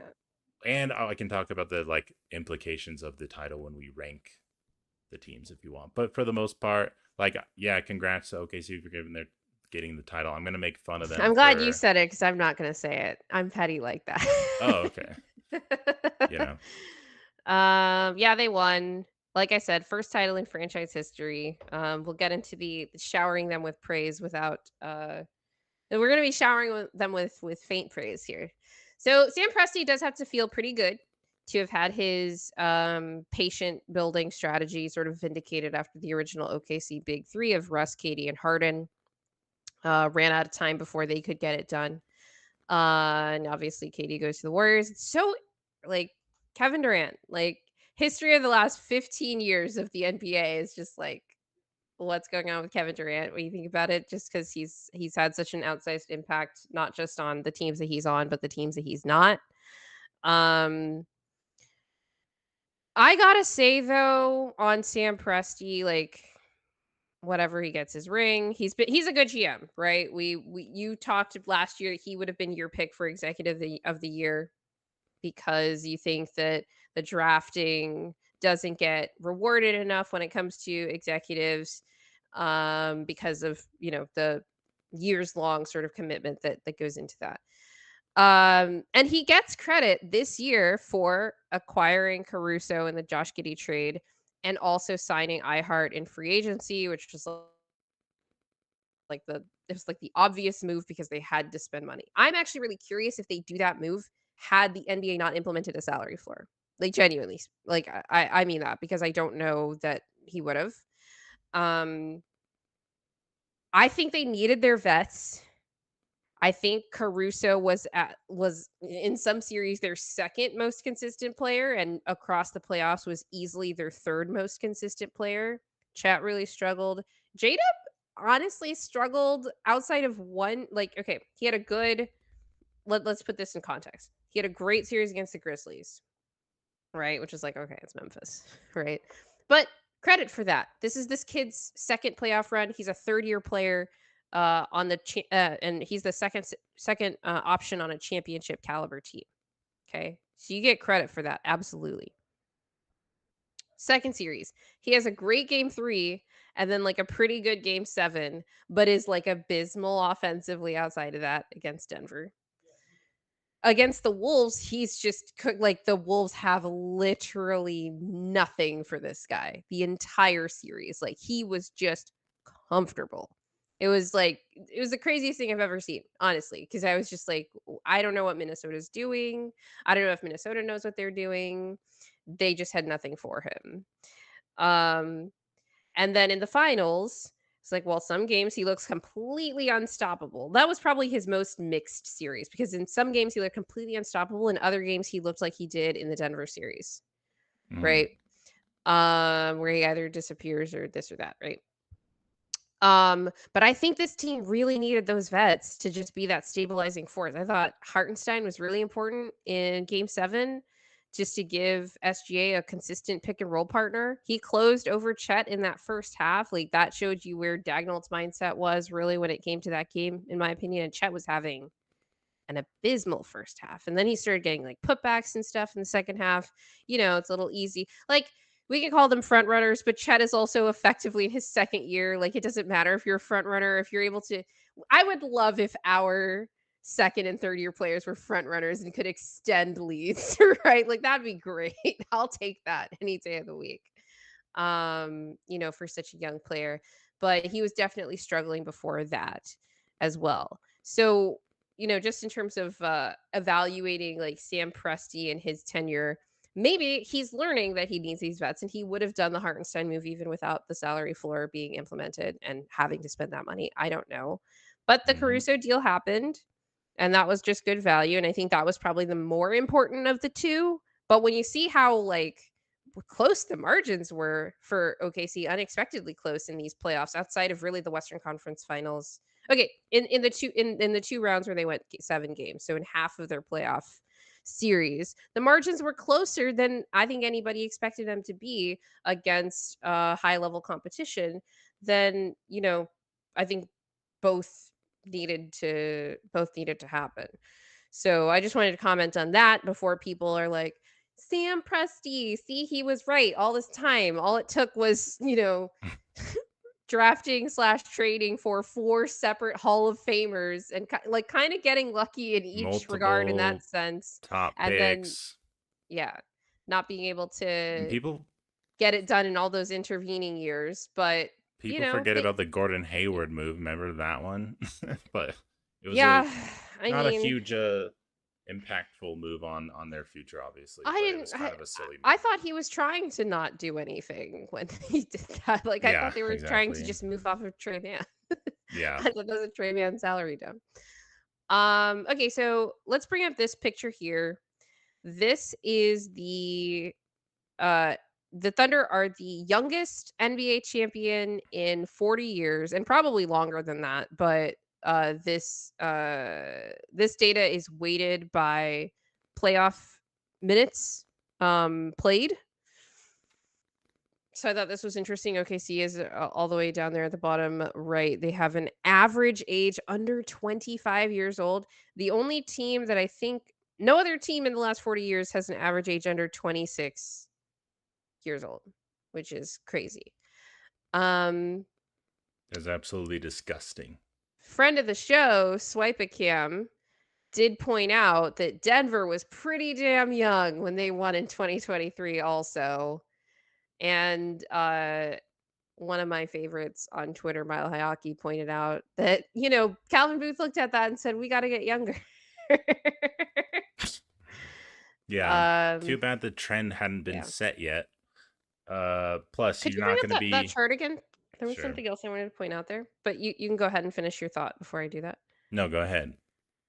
The Chicago Bulls, they basically had the same core. Like they were the same core together in their first 3 titles, and then they were just the same guys but older for the last 3 after MJ came back, which I thought Mhm. was interesting.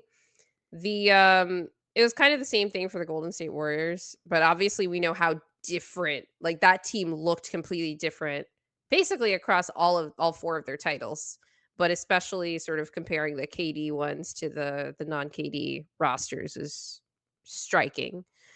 But yeah, all the other teams are basically within the same range of, average ages played between around 27 to 30, which is kind of expected. The Celtics were a little older than I recalled because like, oh, well, I guess Drew is really dragging that way up because Kristaps isn't that old. And then all the other guys they were like under 30, I think. Yeah. I So mean, the Nuggets were young-ish, but it wasn't like way outside of the norm of like 27, 26 being the time where players really hit their stride and can like really yeah, dominate. This is yeah, like a lot different, the Thunder, but you yeah. have an MVP level player, which most title teams need, and then you need the refs to be on your side and the whole league to be hamstrung by a CBA, and you need to be rewarded multiple top picks, and you can build a super team and a new dynasty. So, and then you just get away with more, and the other teams get injured. Boom, success. I mean, every team is injured. It's actually interesting you bring that up because I was thinking about the Nuggets title run in 23, which was more dominant as it should have been because we didn't have the same sort of follies as the Thunder in terms of being the super young, like inexperienced team, all this stuff. But, 3 out of the 4 teams that Denver faced were injured. And the exception was in the Western Conference Finals against the Lakers. And that was the same thing that the Thunder faced this year, with the exception of the Minnesota Wolves. Timberwolves, who have been healthy in both of the last couple seasons, by the way, and I've got a question about them teed up for a little bit later in the show. All right, let's actually talk about this then. The legacy of the OKC Thunder's title run. Do you have a chart here teed up? So we are going to rank the last 5 title teams here. And it looks like, yeah, both Will and I have the Nuggets as number 1. Shocker, Nuggets fans have that, but I have good reasons for that. It mostly has to do with like knocking down the teams below them. But all 5 of these teams face teams with like pretty major injuries on their way, so that can't be like that's like a universal knock against all of them. So other factors will take precedence here. So, Will, how are we doing this? Are we doing back and forth or me and then you do all 5? I think we do back and forth, but I'm Okay. gonna grab this thing. There we go. Awesome. Yes. We appreciate all you people commenting, giving us your thoughts. Good to see you guys in the chat as always. Yeah, this will be an interesting one. So yeah, we So both have yeah, the Nuggets, I've of got course. I've got So Nuggets first. do you want to actually make Do a you want case for to why you that? have the Nuggets first? Or So is it my just case for everyone having the Nuggets first understands? is more about knocking the other teams down below them. I think that if I'm being like objective, Denver could be 1 or 2. But it's much closer than I think people would think if they were like, she's just a homer. Yeah. All right, so I've got Boston as the second best of the last 5 years. You don't. So why don't you make your case for that? So I think people agree that Boston's at least top 2. I mean, they were 16 Uh and 3. They had the most dominant playoff run yeah, of they had of a these teams. I just like don't really care about like regular season dominance and things like that. Plus I think the only reason I knock them down is just because I think the style of basketball, even though it's the clone basketball, the wing basketball, everyone's big and can defend and switch and shoot a lot of threes. I just think is lame. Even So though I it's how just you don't predict care. everything's going, you're just, like, Yeah. dooming about it. I just am like I'm not that impressed. You like kind of game the system, just kind of like OKC did. It's just kind of like a gamey, shitty kind of basketball, in my opinion. And they had been around and kind of struggled. Like the Tatums, they thought about splitting them up multiple times, and they finally just like got it together because they got the Drew Holiday trade and the KP trade, and then they were like very switchable and good on defense, and then got a little more interior defense, which that was kind of like their weakness a little bit for a while, and they just finally got it together. Although, I mean, I thought the Celtics were gonna, probably be a little bit more. I never said they were gonna be a dynasty, but I saw them like contending and was worried they'd win back to back or like something like that. I didn't expect OKC being this good this soon, but now they're definitely looking like with Tatum's injury and all that, like very uncertain what their future is gonna be. My thing with the Celtics is, like, um I get the like, your weighing style of play more than I am, but, like, Kristaps played 4 and a half or he missed 4 and a half games in the finals, and they won anyway, like, Yeah, easily. So I can't have the Celtics any lower than 2nd on mine, personally, but why don't you make the case for your number yeah. 2? I put the Bucks just because this is funny because this is gonna go completely against. It's like so hypocritical, and I totally get that. But like, so I don't love every small market team. Like I get that like Nuggets fans are sympathetic towards small markets and like building your team through the draft and like trying to win the right way. I think the Bucks were a little more like Shrewd. authentic in their Oh. construction than the Thunder, just because they didn't have like the Hartenstein Caruso trade for them. Like they had Middleton, Giannis, Drew for a while. But they traded for Drew, and Brooke wasn't drafted When did by they trade for Milwaukee. Drew? They traded picks and stuff to New Yeah, Orleans. That's at the why New time, Orleans yeah. owns their picks. Like, I guess it was a very it was the similar same Caruso thing. trade. Yeah. But I just like Giannis more. I thought the way that he had to like carry more was interesting, and then they just needed that like Didn't he defender miss around almost an him entire playoff series, though? in that run. Didn't he miss a lot of the Hawks series? I don't even remember. But Didn't Chris Middleton, like, have to do which is, like, you could give Chris Middleton credit for that, but it's like, well, I don't know, he was also kind of carried. He carried and also got carried. I don't remember him missing time, but maybe you're right. If anyone in the chat remembers, but yeah, I respect Giannis more than Jason Tatum as a top player, and I like their style more. Giannis is just more of a unique player, and I was happy to see him win. It just felt like very satisfying, and I was genuinely happy for them. And I really hated the Suns in the Chris Paul like finals appearance, and I loved watching them. That was like an entertaining finals. I don't know if people remember that, but I think people like fondly remember that finals as being like pretty Yeah, 'cause fun. everybody hated the Suns. Yeah. Everyone remembers it fondly because we all Yeah. hated the Suns. Exactly. It was a positive. The fans were happy. Who was happy about the Celtics winning outside of Boston? Nobody. Luca haters, honestly. They were Yeah. they were pleased with all the blow by stats being shared after the finals and all of that. The Buck just a quick note on that. Giannis did leave middle of the Hawks series in game 4, and he missed games 5 and 6, which was the Okay. Two clincher. games. So 2.5 games in the series, and Chris Middleton kind of closed it out for them. Yeah. Um, which is like fine. It's just That's like pretty to your cool. point about he was also carried. He carried, but he also got carried, which is fine. If you want to weigh like Wow, what a team that they were able to get through that. But I have a feeling if SGA misses half a playoff series and the Thunder won anyway, you wouldn't be looking at it particularly fondly. All Mike right. Weisberg says he did Oh, go ahead. this on Hoops Tonight with Jason. Had Celtics, Thunder, Nuggets, Warriors, Bucks. Historically speaking, Nuggets runs nowhere near Thunder and Celtics.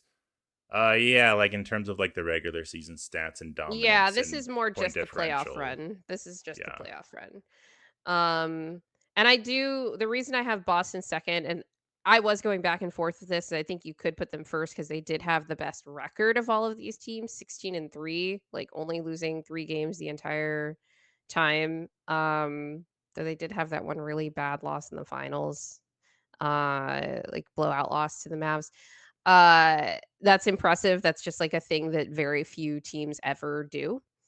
Plus they were in the East, so I give them an East tax. This is not an injury tax, 'cause I think all of these teams get a bit of injury tax. The Bucks, like they got to face the Nets injured, and then KD's toe was on Mm, the line, and like all of this stuff, right? so close. Um, That was and just we've an already talked exciting about the time. yeah. So my number 3 is the Thunder.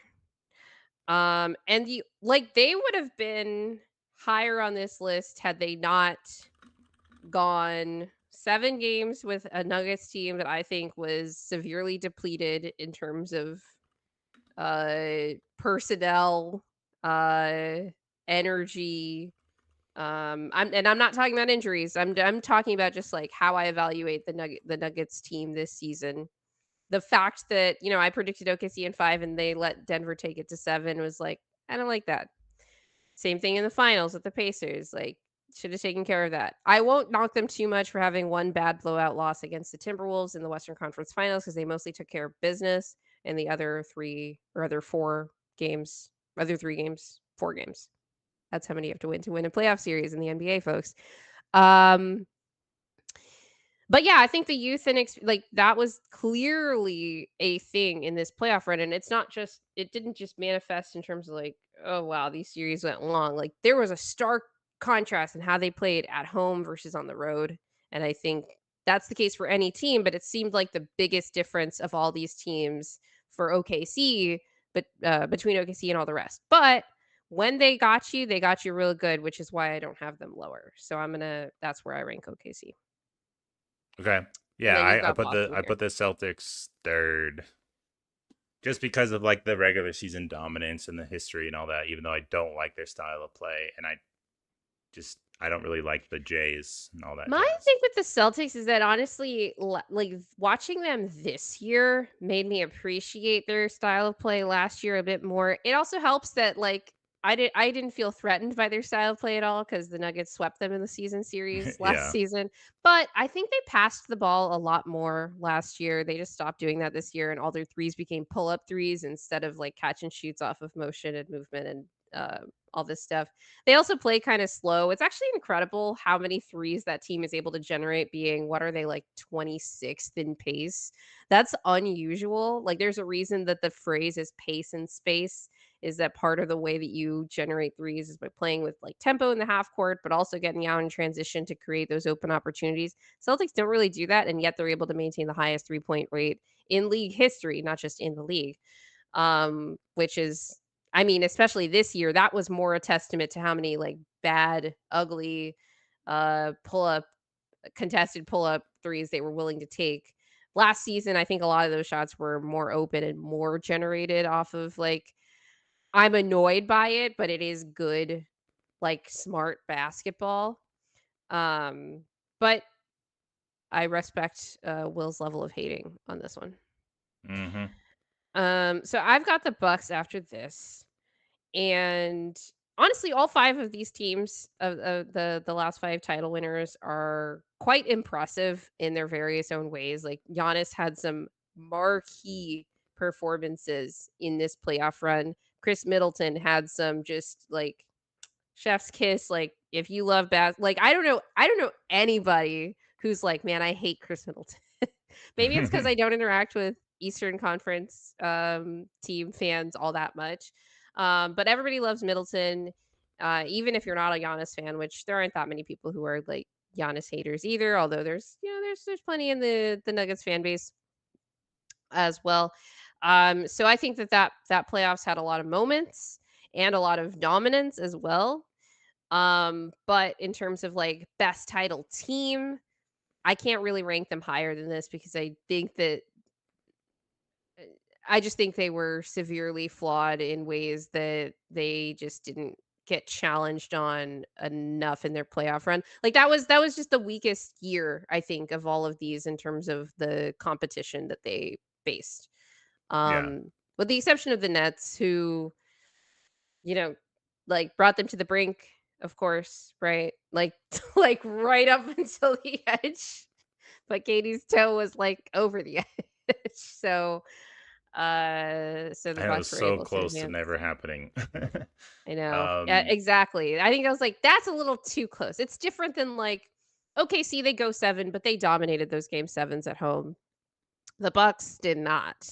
So I think that's the difference for me there is how close it was to not happening. yeah. So I almost had OKC last just because I hate them so much, but I didn't. And I tried to overcome that and put them higher up and not put them last. Uh yeah. I don't have a lot of respect for OKC, as you guys know. It is impressive that they're so young, but it also just pisses me off that they're so young. It's just not how it's supposed to be in the NBA. And game 7, though I still think OKC could have won despite Hallie's injury, we'll never know. They beat the Nuggets, which is mainly why I didn't put them last, because beating the Nuggets in a 7-game series, despite the Nuggets' lack of depth and the fact that they had to still learn a lot about themselves and like respond to every Nuggets punch, was still like pretty impressive. I do think the fact that they get to get away with a lot in terms of defense, like Caruso guarding Jokic in the post, was I get isn't Caruso's fault. It's more like a league officiating trend. It's annoying, but they did what they had to do, and they beat like some good teams like on the way for sure. And like beating the Pacers, I think the Pacers were a good team too. Like I could say, hey, oh my god, they beat a 4 seed in the finals. That's not impressive, but like I like how the Pacers play, and like they took them to 7 games. I think some of their record in the playoffs is due to them being somewhat inexperienced and young. Like them being able to go on like a 16-3, like 16-4 dominant playoff run was probably unlikely just because of where they are in their careers. But I see them getting like better, which is very scary. So Yeah, and we talked about that when we had our glowing J-Dub episode. Well, we will definitely have to revisit our J-Dub Chet Paolo discussion in light of these playoffs. It's gonna be an interesting next year, I think, for all three of those players, actually. Okay, so my number 5 team is the Golden State Warriors. I just same. think that team was so not good. Like, look, any way you look at that title, and I know you're a Steph Curry hater, Will, but that title is incredibly more impressive because his number 2 option was Andrew Wiggins. I don't care who he played. I don't care who he faced. Like, Or we yeah, have to be like, we have to keep it 100% on what Steph was working with in that title run.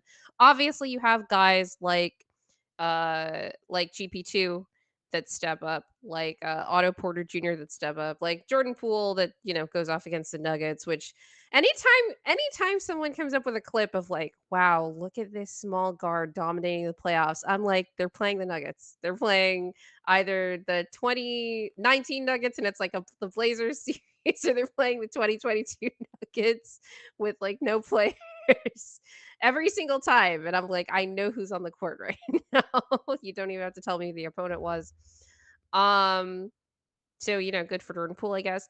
They had an impressive, I think, shellacking of that Dallas Mavericks team. Like the Warriors should have been favored in that series, but I think finishing them off in 5 was impressive given how Luca had been playing up until that point, especially, and how well Dallas had been playing up until that point, especially defensively. So again, like um an impressive performance by Steph Curry to, I think, drag that team to the finals, look a 2-1 deficit, series deficit in the eye and say, "I'm not losing to these Boston Celtics."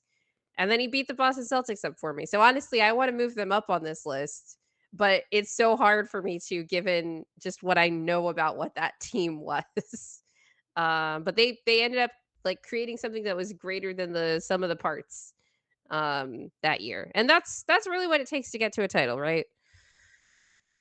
Yes, I almost had them in fourth just because they won again without KD, which I think is pretty cool for them because so many Yeah. people gave them so much shit for the KD That was, like, I thing, which I think Steph get. fans sort of universally view that title as, like, the most meaningful. Yeah, so that's why I almost had it above OKC, but the fact that it was like, yeah, the Celtics kind of choked that one, and Yeah. that Jamal tore his ACL, and looking back, it's like easier to see. Really think we might have been able to beat the Warriors then with like our full strength team and maybe won the title that year. Like that year was a very open year for the Nuggets had we been healthy. So for that fact, the Nuggets related fact, I put the Warriors down at the bottom. Not even like because I hate the Warriors, but there you go. Okay, sure. There you go. Okay, just gonna touch on a couple notes before we get to our mailbag. I think we're gonna skip the real or fake for our. We'll do like a little bit more of like playoff takeaways on a future show, but I want to get to our mailbag. So just a couple more things on the implications of this OKC title. The regular season matters. The fact that Oklahoma City had home court in the finals mattered to them because they were a team that performed so wildly differently at home versus on the road. We saw in that pivotal game 4 that they did pull out, but the Pacers, they're looking back on it, they should have won it. The Nuggets looking at that game 4, they're like, we should have won, we were up, we should have won it, but they didn't. And then there was no other opportunity after that. The Thunder needed that margin for error for them as a young team, and they had it because they took the regular season extremely seriously, and did so early to the point where they could rest guys with like 2 weeks left in the season and still have like, such a large lead on everybody. Um, there's this, there's the 40 before 20 rule that like title teams, with the exception of I think the 95 Rockets, I can't remember if the 96 Rockets also fell into this. Maybe it was the other way around. Phil Jackson's rule that you have to win 40 games before you lose 20 in the regular season, and be taken, seriously as like a title contender. Denver obviously did not get to that this year. I think the Bucks loss was our 20th loss of the season, the one in Milwaukee, which is annoying. Um, The other rule that Matt Moore has is you gotta be a top 3 seed because only, like, 4 ever have won the finals. It might be only 3 teams ever, non-top 3 seeds have, won the NBA title, including, of course, the both the 95 and the 96 Rockets, I believe. Um, yeah, then I have my note on home court. OKC was only 5-5 on the road, and we saw, like, in game 6, they were like, "Ugh, we just wanna get back home, and then we'll finish these guys off," right? That's the luxury that you get to have if you have home court advantage. Obviously, the Nuggets didn't take advantage of that in 2024, when they lost to the Timberwolves, and they did take care of it this year, so that was actually nice because that was their first, home game 7 win of the Jokic era, I believe, right? Yeah. Um Last note here, SGA, one of very few players to win both MVP and Finals MVP in the same season. He broke the curse. It hasn't happened since Steph, which I mean, I just don't know that that's going to happen again. One of the things that we'll get to this when we do our playoff takeaways, but a lot of people are talking about how high SGA's usage was. And it's like, yeah, he did have 34% usage, which I think is the highest for a champion in NBA history for like their top player. And second, like the second is literally, I think, MJ in 96. Um, but their offense sucked. Like the reason they were able to do it is because they were the best defense in 2 generations. Like What are your Yeah, thoughts on that? I was wondering your thoughts on the usage rate because it can build like a pretty interesting case for him being such Yeah. like a pivotal part of the offense. But I just find it funny that he wins the final MVP in a closeout game with that stat line, even though it was like Hali was out. So it was the pressure was a little bit off I the mean, I team, don't think but the you still have to closeout execute. game was what sealed his finals No, no, it MVP. I wasn't. think it was, like, It digging obviously deep wasn't. at Because the look at end of that game stat line. 4 because that was the game where it's like, I think OKC loses the series if they lose game 4. Definitely, yeah, that was the Um, pivotal one. and then he'd Um, been playing well up until that point too, Like I so think there were a lot of players that like Caruso, for example, super impactful in terms of what he brought. And yeah. like J Dub had his like impactful moments here and there. It's just none of them like are able to get to that point to where you could like comfortably give them finals MVP. So I don't think like anyone got robbed in that front as much as I don't No, like no, I don't think SGA. so either. But I like mean, I if anything, like, we were talking about the possibility of a J-Dub Finals MVP, and I was like, SGA would have to play poorly in both of the last 2 games, and J-Dub would have to play basically like he did in game 5. And I didn't see that happening because of how inconsistent he had been, but also I'm just like, Shay's gonna have the ball, Shay's gonna figure it out. yeah. Um, This is why I was yeah. fighting so much in the season to not like I affect anything, but just wanting people to be on the Jokic MVP train, which I know fans and such can't convince voters to vote Jokic. But I figured if SGA wins MVP, he's going to win final MVP at the same time. And I know that doesn't happen a lot, at least not since Steph. So now there's this historical element to this season for him specifically.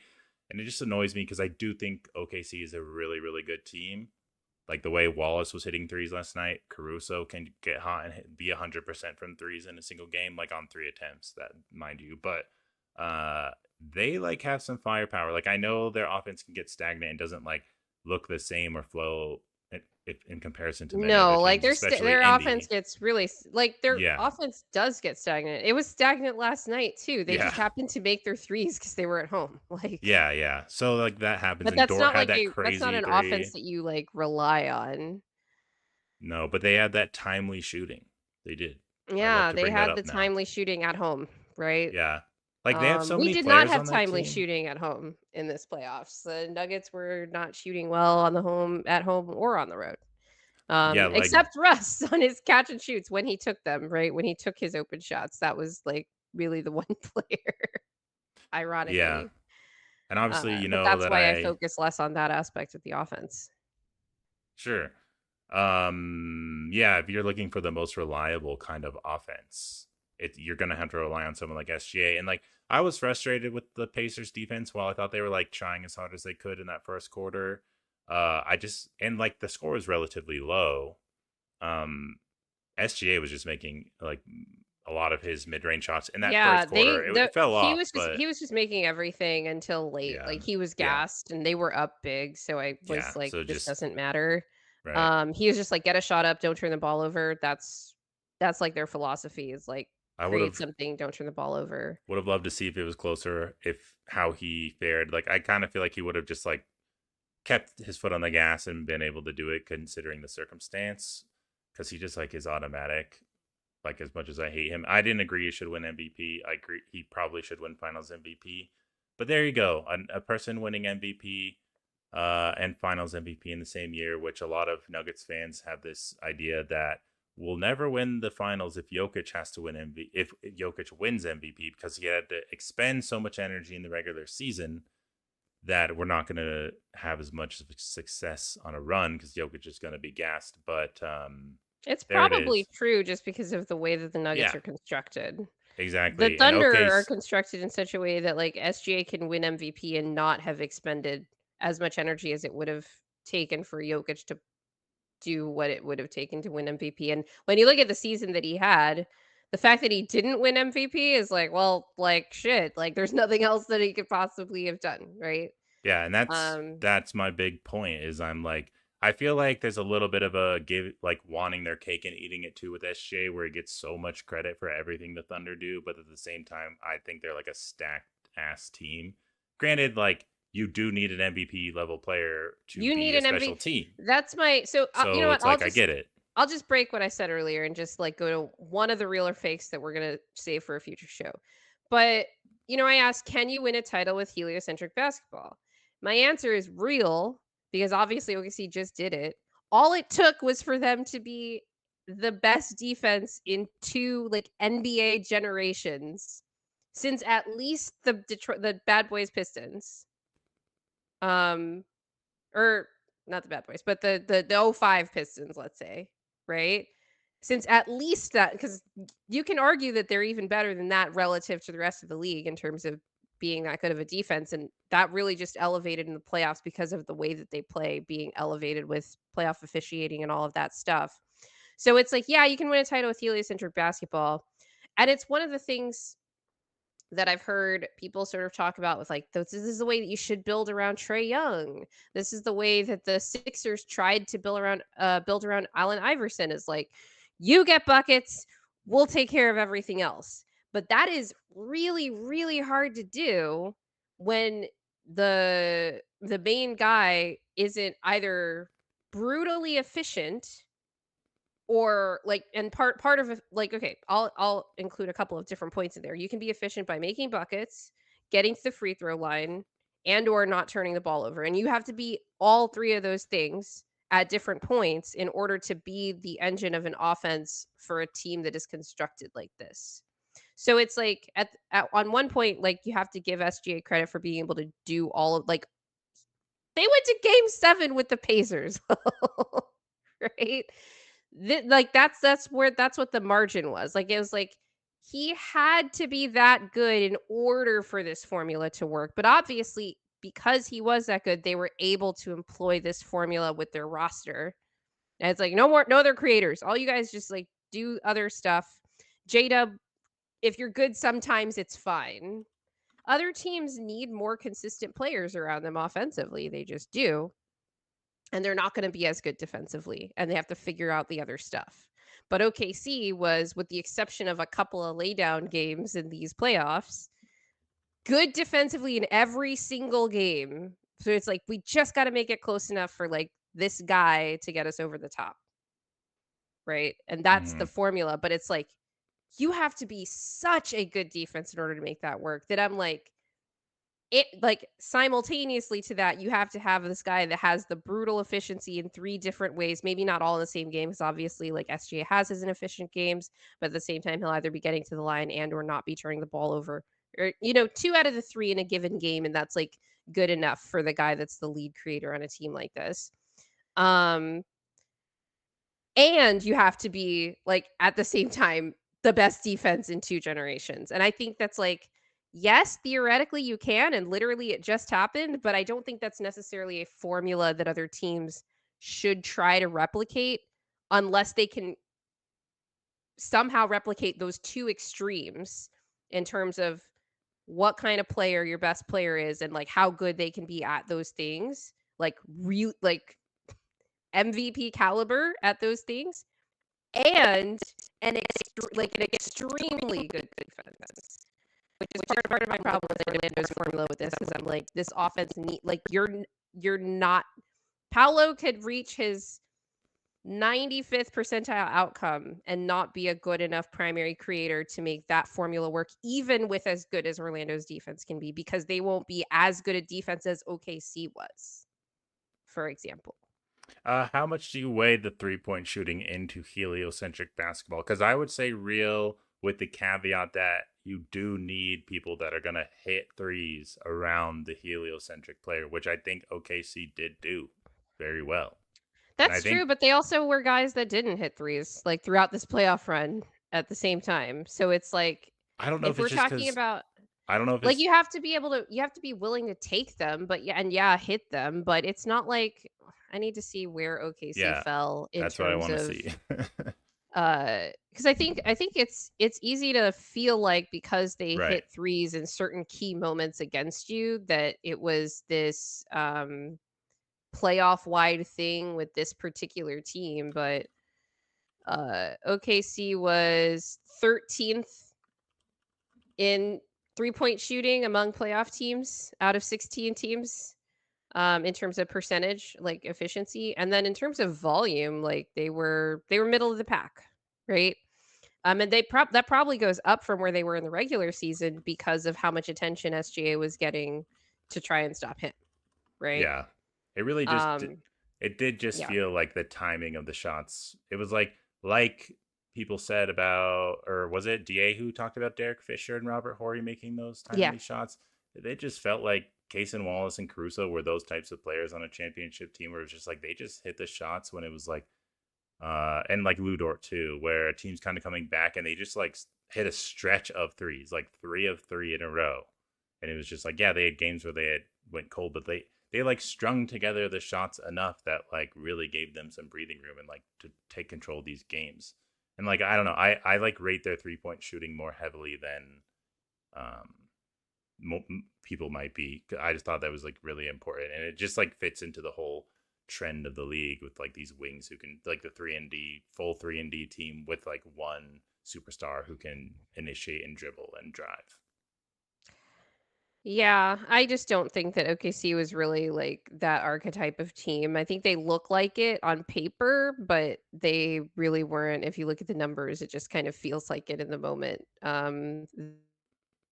They their bread and butter was just SGA save us, and sometimes J-Dub will also come in. I'm actually curious to see how their offense evolves as Chet and J-Dub continue to develop. Even how SGA continues to develop. We saw him get more, even like in game 7 of the NBA finals, getting more pick and roll reps with Isaiah Hartenstein that just like never happened in the regular season or rarely did.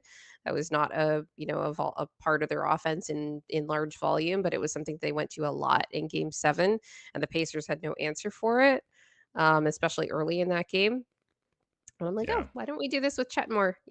Like, this is a thing that he probably should be getting some reps on. Some people mad at SGA that he isn't able to set Chet up for easier opportunities. Um, I think all of these players have definitely room to grow, which, as Will mentioned earlier, is definitely scary. All right, we should probably just save the rest of these real or fake takeaways from the NBA playoffs and our mailbag questions for the off season till our next show. Um, Yeah, we'll Go push it ahead. back and get some more questions in the meantime. Sorry we didn't get to your questions. There was so much news going on, and I know we went long. So thank you guys for hanging out and sticking through our marathon podcasts. We love you guys. Yeah, for sure. And especially for those that made it this far, we really appreciate you. And you probably have already subscribed. But if you haven't, please hit the subscribe button as well as the like button. Hit the notification bell so you don't miss any of our content. Leave us a review on Spotify, Apple Music, Amazon Music. Um, you can follow us on Instagram, TikTok. Our social links are in the description. And always remember that winning is fun and losing sucks. But what really sucks is losing your franchise player to an ACL tear on the last game of the Shout out season. to Or Pacers a fans. Achilles tear. Shout out to Pacers fans. Thank you guys. See ya.